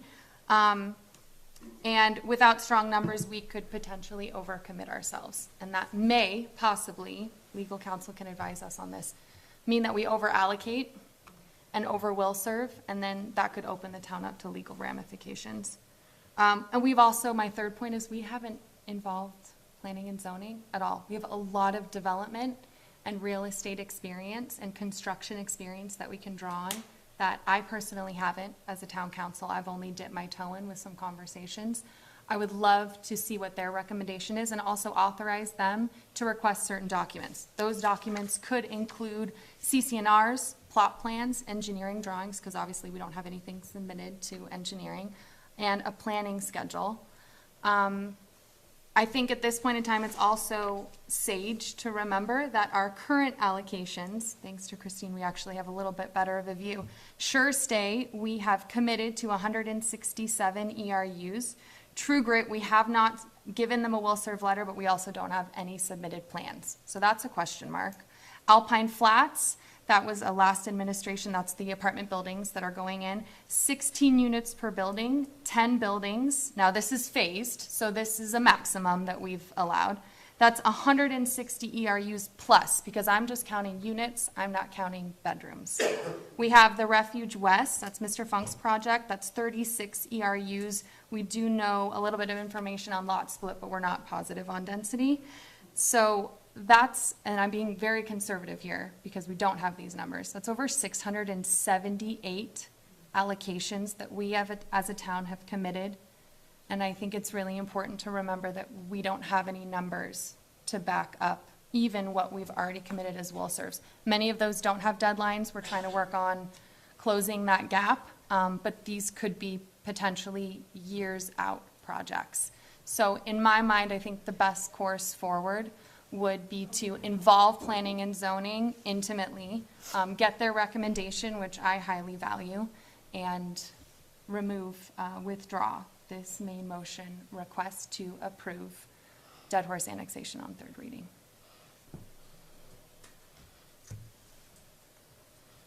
Anybody else?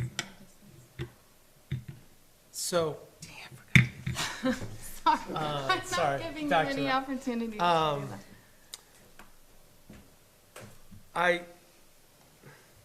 I think a lot of your points are obviously taken care of in the annexation ordinance that we're going to be putting Right. forward. So at this point, I think it's difficult to say,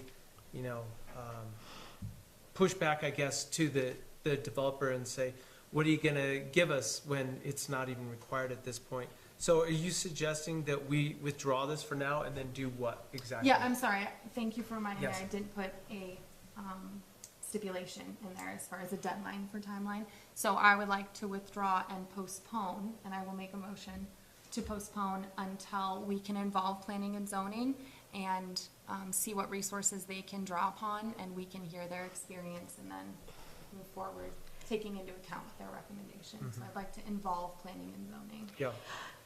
Any feedback that the rest of the town council has on Ms. Castillo's points?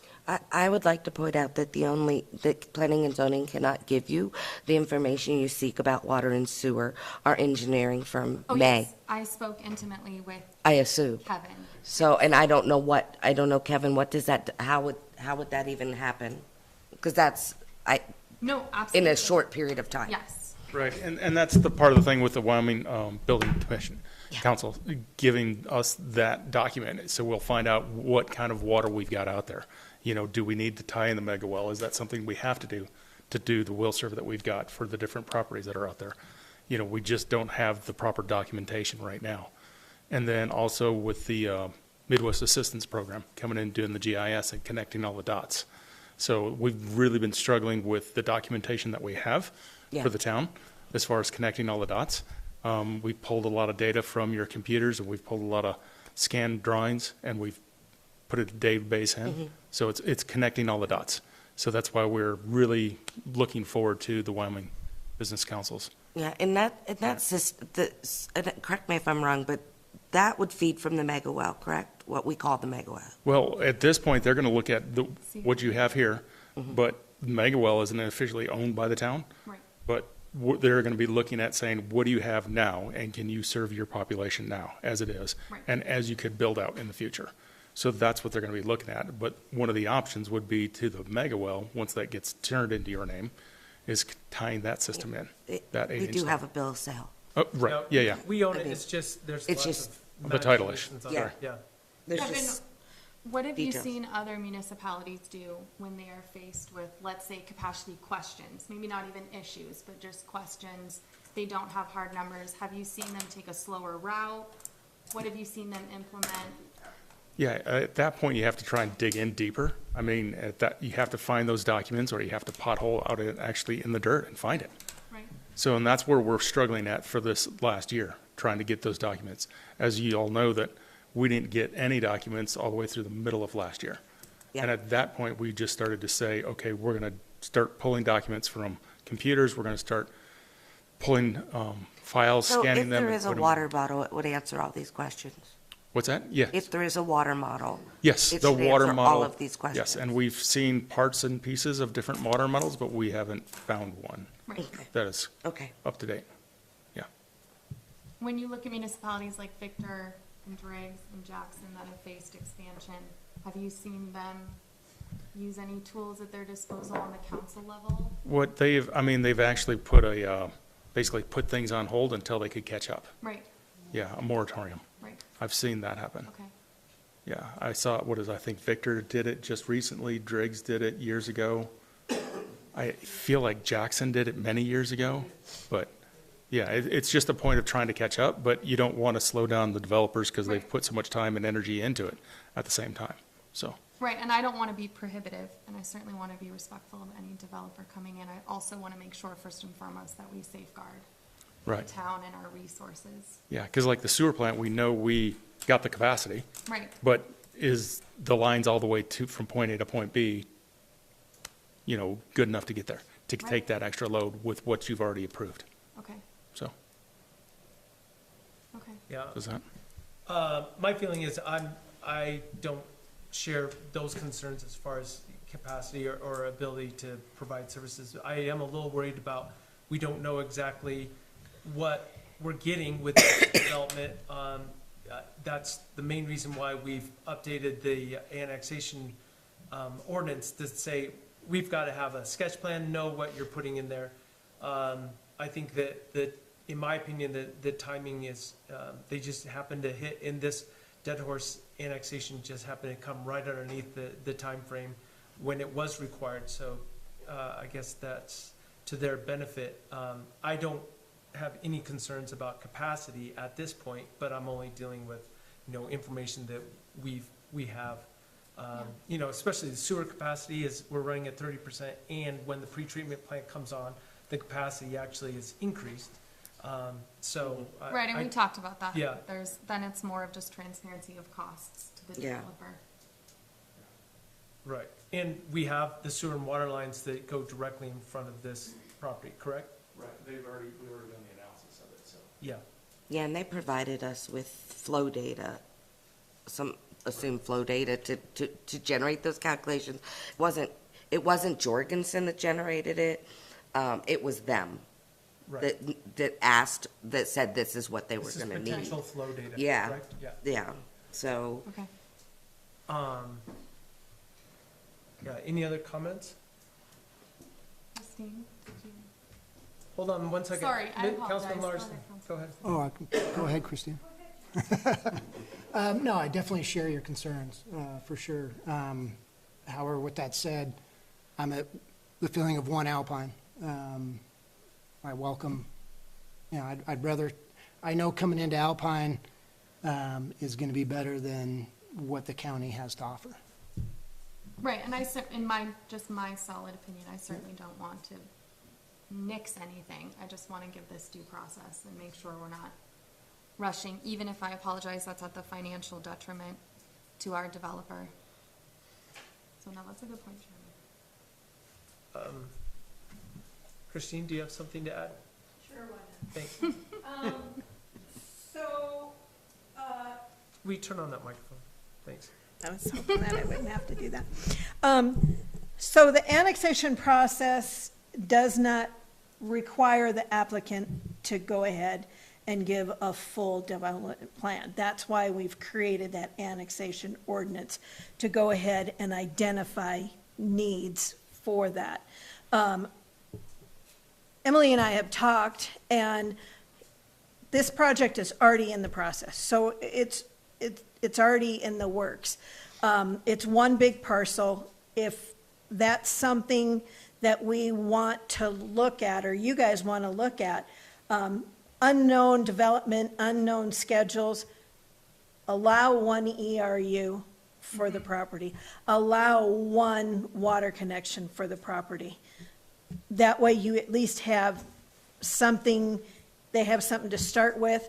When they decide to develop, then they'll obviously come back with their development plans, and we will hopefully have a better idea of what kind of capacities we have.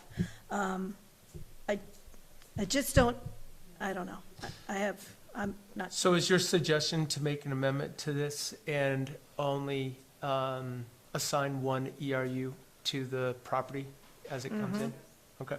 Would that would relieve a lot of our anxiety. That would probably relieve some anxiety.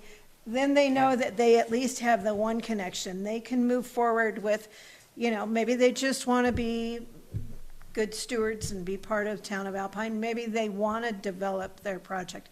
Maybe they want to move forward with, whatever it is. But the other aspect is once you bring them into the town of Alpine and they want to do that 25, unit complex, you've already obligated yourself. If you're not confident about your numbers, then, and maybe I'm speaking out of turn or something, but at least that way they can move forward with their annexation. And they can move forward with their potential project. I don't believe the annexation process is equal to a will serve process. It's not.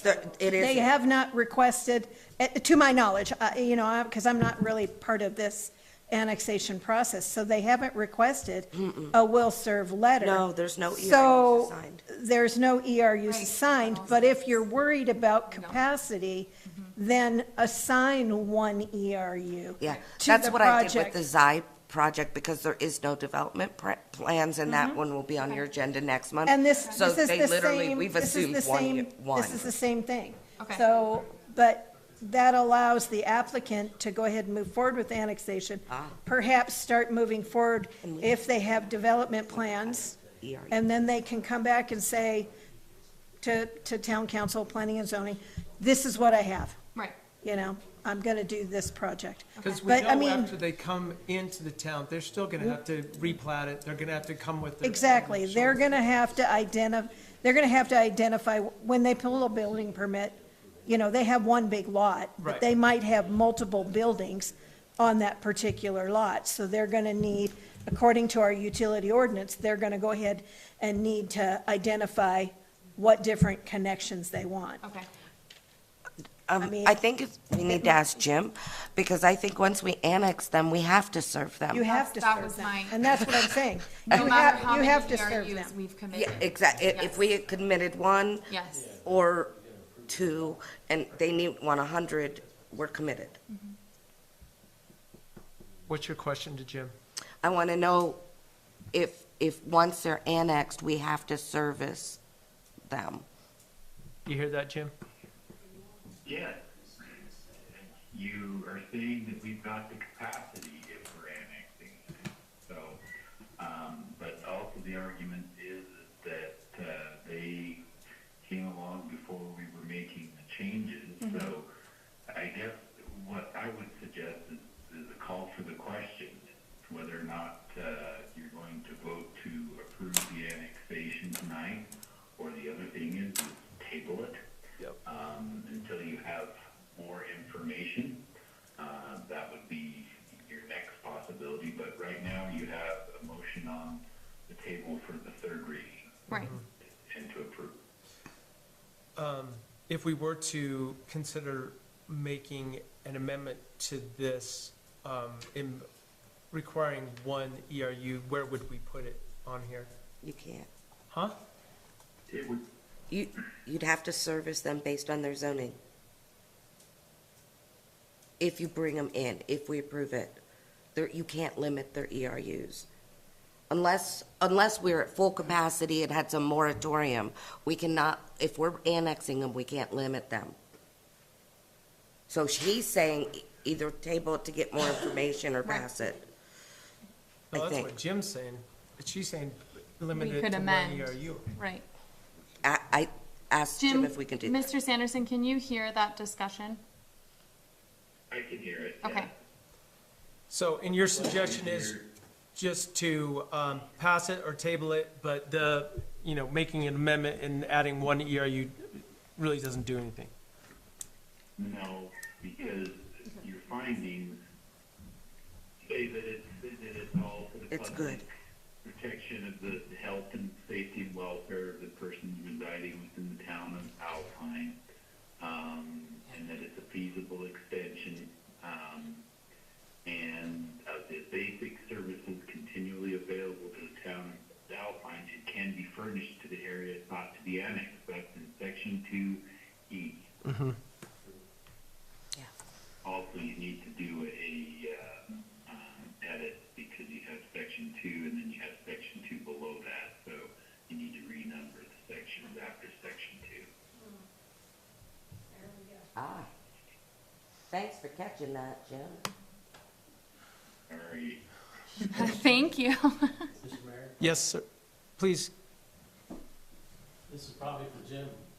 Okay. So, my understanding of the process is until you come back to a plating process, you're not committed to the number of hookups because you don't know what the development is. I don't disagree with him in the statement that you're saying we have capacity, right? Some kind of capacity, and I guess that's being studied. And so just let me finish, Jim. I'm just asking, it seems to me like the next point of this is some time of a plat application, a preliminary plat, or a development. Agreed. I mean, maybe they're not going to divide the land, maybe they're Plan just going unit to build development. units. Yep. And then they're coming back to your planning and zoning, you're going to be looking at all that. The sewer and water capacity is going to be looked at, which seems to be the large question. To me, that is down the road, but that's just my question, Jim. Seems like you're committed later, that's when the will serve is given. Well, the plain language of the ordinance, Mr. Sherbold says that in E. Marlowe's fine.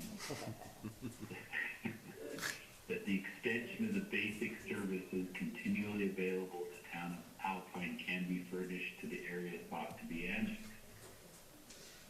Agreed, I agree, but it doesn't talk about how many hookups No. at this point. I am not, Is that a blanket commitment? I don't, well, and that's my question, I guess you're thinking it's a blanket commitment to whatever they come I'm up with? not saying a commitment, it's just saying services can be continually available. Right. But when your client in and we say, well, no, we're only going to give you phase 1 right now, they're not going to be too happy because they were allowed in saying, hey, you can serve all of that. So, I mean, I understand what you're saying, Marlo, and yes, that's fine. But the question here is within what we already have under the statute, it says we can give them the basic services. Basic services would obviously be water and sewer, and that we can do that. And that's the problem with not knowing what your client is going to do with this property. Is all right for I guess if you're saying, hey, we just want this piece of property in, and that's all we know, then I think the ordinance is fine as it is. Like you say, you can come back and risk it in the future that we might be saying, well, we can't serve all of what you're proposing to do with it. Do you understand? And I'm not disagreeing with that. So what I'm hearing then is your engineers are doubting the capacity of sewer and water. I don't know if that Maybe not even necessarily- in a negative. I'm It's- saying it's unknown data. We, unfortunately, So from we the were never previous given anything engineers, correct. That was all we very haven't vague gotten any- terms. And I know there was a transition. No. You've gotten zero? Correct. That's Zero. what we used to Right. get. So we're starting over fresh. I think, And from the previous engineers, Sunrise, prior to that, I would guess they have quite a bit of information. Have you chatted with them? Extensively. Okay. We can't get the newest model from there, That's from Rendezvous. from Sunrise. Oh, Sunrise, Yeah, we can't get they don't have it? It's not working on our side, it's software working. so basically, we're getting a new water model paid for by MAP, and, correct? No, Wyoming Business Oh, Wyoming Business Council, okay. So anyways, that's But that in the takes near time. future, but honestly, I don't know if that's gonna necessarily change my feeling about this. I'm a huge advocate for annexing, property into the town, and, we've talked to the developers several times and willing to, help us with maybe some deed restriction or affordable housing, workforce housing, things of that nature. So I'm all for it, and, I think, even tabling it now just delays the inevitable. That's my opinion. But I think at a minimum, I would entertain an amendment to redo the section numbering. So that's correct. I'm wondering if they're all like that. I've never edited that. Do you have an amendment? Oh, just to correct, Yeah. make a amendment to the motion of third reading Dead Horse Point Meadows annexation 2024-002 to correct section 1, or excuse me, section 2 and section 2 to the second section of 2 to section 3. So it reads concurrently section 1, 2, 3, 4, 5, 6, It'd be 7, 8. 8. Yeah. We have a motion. Second. We have a motion. It's been seconded. Any discussion on that? Basically, this is just renumbering it. All those in favor of said amendment, say aye. Aye. Aye. Aye. So that carries. Any other discussion, feedback on this before we call the vote? Andrea, do you have anything you'd like to add? I'm in favor of annexing in and new development as well. I think there's a lot to be gained from it. Agreed. Any further discussion on this? Okay. I think we're gonna proceed with the original motion. All those in favor of ordinance number 2024-02, Dead Horse annexation on third reading, say aye. Aye. Aye. Opposed? Nay. So it was 4-1. Ordinance passed on third reading. So, yeah, welcome to the town of Alpine. I have not edited that ordinance. I need to now go back and look at all, to see, have they all been passed with 2 different? Let's keep going through. The last couple items we have on here are the budget items, and ordinance number 2024-5 is the amended budget for fiscal year 2024. Make a motion for approval on first reading of ordinance number 2024-005, amended budget fiscal year 2024. Second. We have a motion. It's been seconded. Thanks for coming, everybody. Have a wonderful night. Kevin's coming back, don't worry. We're having a meeting. I think he's just going to talk to him. Yeah, so this is all super preliminary. We've discussed it. Until we get the WHAM booklet. I still haven't even gotten the WHAM book for this year. Now, the 2024 amended budget, it's, best information that I had right before I left on vacation. It was updated through the end of March, but there's still a lot of work to do. Can you clarify for the public what the WHAM handbook? Yeah, so the state of Wyoming, WHAM is Wyoming Association of Municipalities. WHAMCAT is Wyoming Association of Clerks and Treasurers. But so WHAM provides for all municipal governments in Wyoming an actual budget handbook every year. And that budget handbook usually comes out around the 15th of the month. I did reach out to them because I just got back from vacation. She said she's hoping to get it out on Thursday of this week. So what they do is they do the research because they also understand it would be a lot of work for all of us individual clerks and treasurers across the state to try to figure out how much are we getting from the Department of Revenue next year. And so they look at that holistically for everybody and then filter down to each municipal level what their estimation of our budget is, and we utilize those numbers in putting together our income. So for all state and federal tax. So that's gonna help us immensely Yeah. for next year's budget. This is this year's budget. So it looks like we're running at a deficit in the water fund. Yeah. Yes.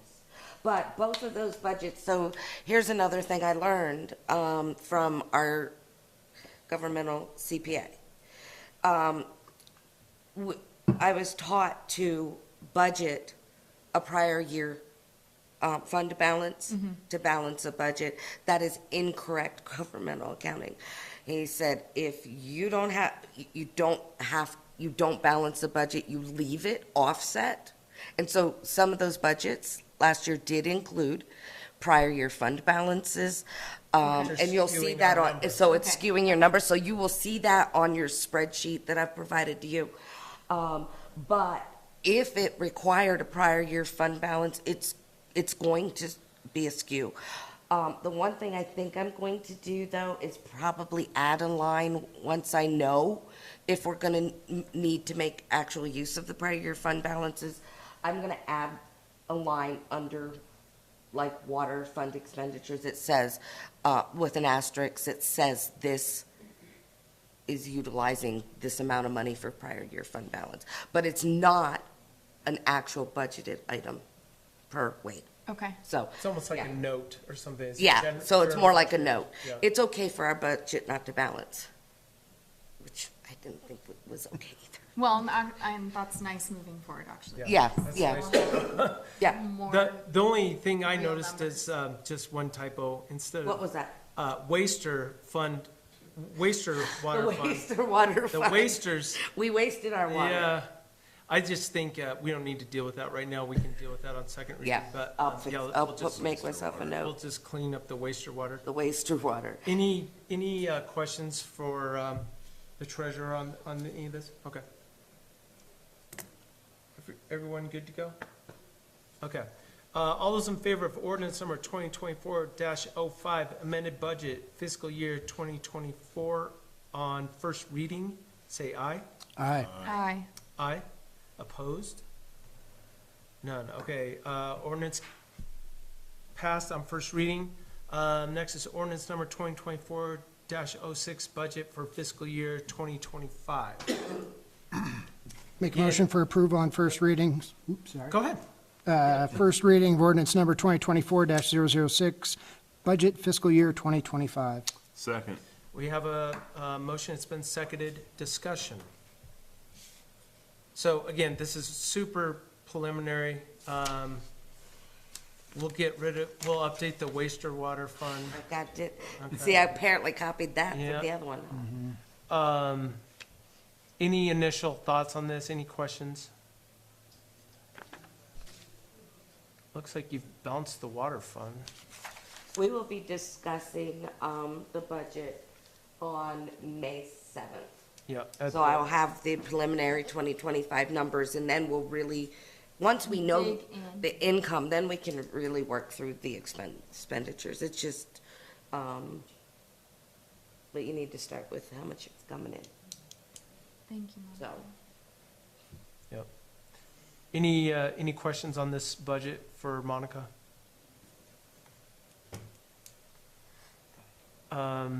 No further discussion. All those in favor of ordinance number 2024-6, budget for fiscal year 2025 on first reading, say aye. Aye. Aye. Opposed? None. Ordinance carried on first reading. Whew.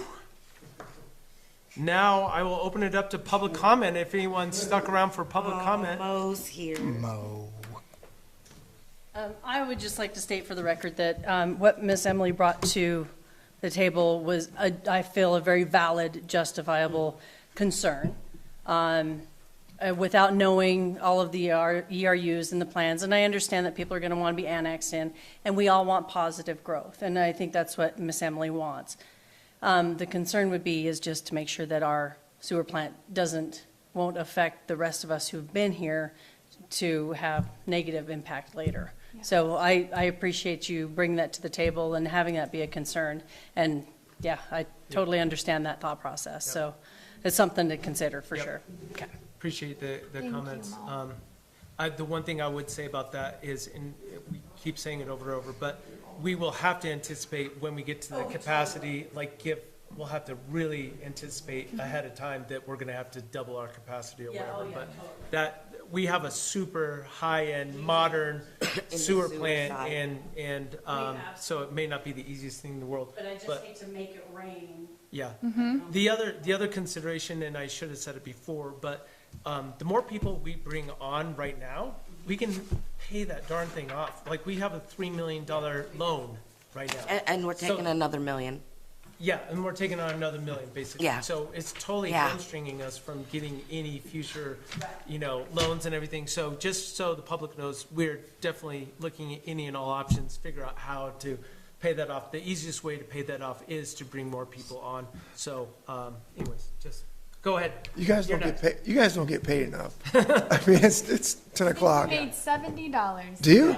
69.25. 75, apologize. 69.26, or Federal taxes 69.27, now. depending on. Taxes. So, my name is Gino Sesto. I have a house on the mountain, and I'm one of the 30-plus people that are being sued by Steve yes. Turley. Yes. And I just want to voice politely, not confrontationally, my displeasure that our town attorney is also, his office is the office that's suing me. Now, I know that somebody filed a complaint with the state of Wyoming board, and I got poo-pooed, and whatever, it is what it is. I personally think that Steve Turley handpicked our lawyer, whatever, so he can do this action. And I just think it's shady, and I think it's unethical and not cool. But I can't do anything. Yeah. Here I am. All right. Appreciate your comment. Thanks for sticking around for all 3 hours. But it was good to meet you in person. Appreciate it. Any other further comment? Looks like Mr. Grant's gonna come up and play. Hey, Emily, I'm with you on what you said, and I'll just add one part to that. I think without knowing what the town of Alpine's future looks like, or what we all want it to look like, to take on so much unknown risk like this without saying like, oh, we think we're going to have a school, we think we're going to have this other stuff, we don't know that yet. So it's peppering in all these massive developments, potentially massive developments, we don't even know what they are, Right. with this unknown.